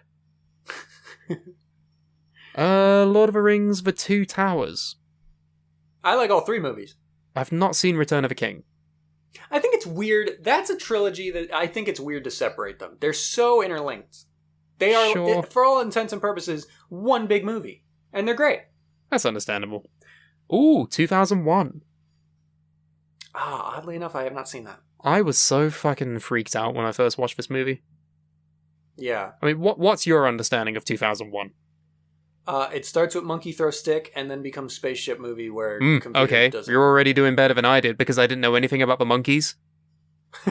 So when I first went to watch it, I freaked the fuck out. Like, why are we not in space? Why is it monkeys? Or why are they screaming at each other for half an hour? What's going on? But, it goes on for half an hour? I didn't know that. Oh, it feels like half an hour. It's probably like 20 minutes or something. But no, that movie's an experience to watch in like theaters because we went to a London independent cinema when the world was still open and we watched it. Me and Ellie, fucking great. Oh, I would like to do that. But yeah, it freaked me out when I first saw it because I was like, what the? Monkey. Hey, Die Hard. That's a Christmas movie, apparently. It's good. If a movie takes place at Christmas, does that automatically make it a Christmas movie? I don't agree with that fundamentally. It's not a Christmas movie. It's not about Christmas. There you go. It's fun to be contrarian, I know, but it's the setting, but it's not about it. What are we doing here? Like, yeah. It's because Elf takes place in fucking New York. Does that make it a gangster movie? Like, come on. Oh, right. Jurassic Park. Jurassic Park's good. Yeah. Not a fan of Jurassic World, but Jurassic Park's good. The first Jurassic World, I feel like, is fine. It's just baffling to me the lengths they'll go to make a script for that franchise where it's like, yeah, I know it's gone wrong every single time we've done it, but this time we'll make dinosaurs and it'll be good. Custom dinos. Yeah. I know every single time we've done dinosaurs, it's gone horribly wrong, but this time will work. It's like, why would you ever think that? People are dumb, and movies have to be made about dinosaurs. And it's a statement about capitalism. Like, so is making this movie. You ever seen Inception? Yes, I like it. Yeah, I thought it was good. Yeah. It's been memed to shit, but it's good. Yeah. I remember falling asleep during it so that I could go and help Leo. But, genuinely? No. I don't know with you. Fight Club. That's good. Great movie. Lord of the Rings: Return of the King. Yeah, also good. Oh, I guess Fellowship's up next or something. Probably. Oh, Alien. And Aliens, I guess. The Alien franchise I have not seen. I haven't either. I'm a Predator man. Yeah. Blade Runner? Yes, I did see the first one. I've not seen the new one. It's weird. I know it is, and I'm sure I'd enjoy it, but no, just haven't got round to it. Any of the Godfather movies? I've not seen them. I have not. I feel like you're almost entitled to. That's the answer I always get when I say I haven't seen them. Uh-huh. Is there not nightly viewing in your Italian household? Right. Back to the Future. Yeah, they're good. All three. I like all three. I like all three. I can never figure out which one is my favourite. I think maybe the second one, but then I think about the first one, but then I think about the third one. You see the there's something to problem? be said about in each successive movie they go a little bit extra. So there's something I really like about the simplicity of the first one. Yeah, you got it right there. Okay, here we are. Top 10 movies of all time, 2021 according to Empire. Number 10, Lord of the Rings, The Fellowship of the Ring. Yeah, alright. Super good. I enjoyed it Yeah. a lot. And then I watched Two Towers and I was like, this is really good too. And then just never saw Return of the King for some reason. At this point, you'll probably have to rewatch the first two. Oh, yeah, 100%. Number 9, Star Wars. The original. First one? Yeah, Episode sure. 4. Yeah, sure. Yeah, it's fun. Space movie. It's Space great. Wizards. Number 8, Jaws. Never saw Jaws. Me either. I already don't like the ocean. Like, We're film people. number 7, Raiders of the Lost Ark. Very good. We talked Very about good. this, yes. Yes. Number 6, Goodfellas. I like Goodfellas. Sorry, Goodfellas. Goodfellas. Hey, Goodfellas! Number 5, Pulp Fiction. Yeah, sure. Pulp Fiction's Yeah. good. It's not my favorite Tarantino movie, though. No, I'd prefer, like I said earlier, Reservoir Dogs or Django Unchained. Death Proof. I don't even know this one. Kurt Russell kills women in cars. Oh, that one. Jesus. Yes. Yeah, that's my favorite one. I haven't seen it, but You yeah. would like it. I've told you to watch it. I've given you a Yeah, YouTube you have. link, you fucker. I forgot all about it, to be honest. It's fine. You'll watch it eventually, one day. The Shawshank Redemption. That is a very good movie. The Shawshank Redankshank. The Shankshon Redemption. Yeah. The Simpson Redemption. I've not seen it. It's good. There's that dumb bit with the poster. Dumb? Yeah, you know how like he like digs a hole in the wall to get out, but then Yeah. like he puts the poster back up somehow. What do you mean somehow? How does he do that from within the hole? How does he put the poster back on the wall? Oh my god, the hole's smaller than the poster. Yeah. So the corners of the poster can be put up around the hole. Not from inside the hole. Physically, from a physical standpoint, that doesn't make sense.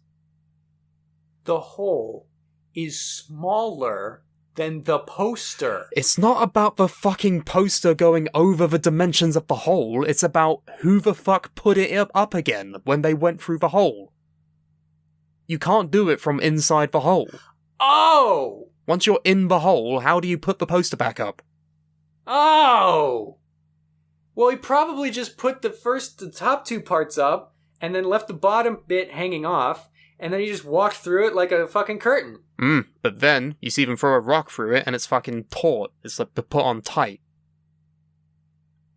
I got no answer for you. There you go. Shit movie. Oh, fuck off. The Dark Knight. Sure, that's good. Yeah. Solid. Not really much to say bad about it. I like the first and third one also, but the second one's definitely the best of the three. Oh, this is fucking boring. Number 2 is fucking Empire Strikes Back. Number 1's The Godfather. Fuck off. Every fucking movie list is always the same fucking movie up top. Yeah, It's either Godfather or fucking Empire Strikes Back. And you know what? I'm a little miffed there was no mention of Bill and Ted. In the best list of all time. Whoa. Whoa, what is it? What color is an orange? Same color as a lemon. It's not the joke, but he's a little confused, but he's got the spirit. That's movies. This is the movie episode. Oh, yeah. You know what's great about this? What? We didn't intend to do the movie episode. No, what was the thing you were originally going to bring up? Hypothetical questions. There you go. Well, hypothetically, what would have happened if we did that episode? It would have been better than this shit. I don't know. I think this was fun. Why you gotta shit on this all the time? Alright, stop fucking yelling at me, sir. How dare you? How dare you get bitter with this chatter? How dare you do that? Quit sandbagging our episodes. I'm not sandbagging. I'm being funny. Oh, our episode is shit. I don't mean it. I don't actually believe it. Oh, I think we picked the perfect name for this show. Yeah, me too. It really does encapsulate our friendship. Like, we laugh, but it's through, like, yelling at each other. You start yelling at me, and then I have no choice but to yell back. I have to match your volume. I'm not loud. You are not a loud person by nature, unless I aggravate you about Dragon Ball Z. Shut up. Shut your fucking mouth. Don't bring her into this. Don't bring it up. You leave the children out of this. We're done now. We can't go on for another hour explaining the merits of it. We have an email you can email us at. It's bitterchatterpodcast@gmail.com. Send us emails. No one's done it yet. We'll talk about whatever Don't say that no one's done it yet. We would have talked about it by now if someone had. Just maintain an aura of fucking popularity. Don't just be like, oh, no one talks to us yet. Because we're sad little losers in our bedrooms. Well, people have talked to us. You get messages about the podcast, just no one's emailed us specifically. Because no one's fucking 85 anymore. Everyone's fucking on social media. Well, you can email us at bitterchatterpodcast@gmail.com. You can also tweet at us or go to our Instagram. Both of them have the same handle, bitterchatpod. That's it. Or you can talk to us personally because you know us. You listening, you know me. You know where to find me on my socials. Yeah, and if you don't know where to find us on our socials are as follows. Mine are all the same. Twitter, Instagram, and TikTok at thatguy_Carmine. Brooks, what are yours? On Twitter, I am Strayborn. On Instagram, I have a private account. I won't approve you to follow me if you don't already. It is... What? Bringing it up when they... Because you tell me to fucking talk about it. But you don't have to talk about the one where you're obviously not going to follow, like, approve people to follow you. Well, prove me wrong. What's your TikTok? Strayborn. I maybe post on this sometimes. Yeah. I don't want to. No, I don't want to, no, because I'm not funny. I disagree. He's funny. Go follow him. No, don't listen to him. Funniness. He has 75,000 followers anyways. He's got enough for both of us. We gotta match it. No. Yes. No. Because then that's 140,000 people. 150,000. Can you imagine that? What is that after... What? What's the problem? That's too many people. I just want you to have a comparable number of followers. I don't. Why? Because I don't want that. Why? You have fame. I leech off of you like a little leech. That's not... No. Yes. God damn it. Goodbye. This conversation's not going to go anywhere. Goodbye, everybody. We'll be better next time. How bitter, what with our chatter. Yes, that sentence, whatever that was, that's what it is. Uh-huh. We'll see you next time. What a fucking terrible outro.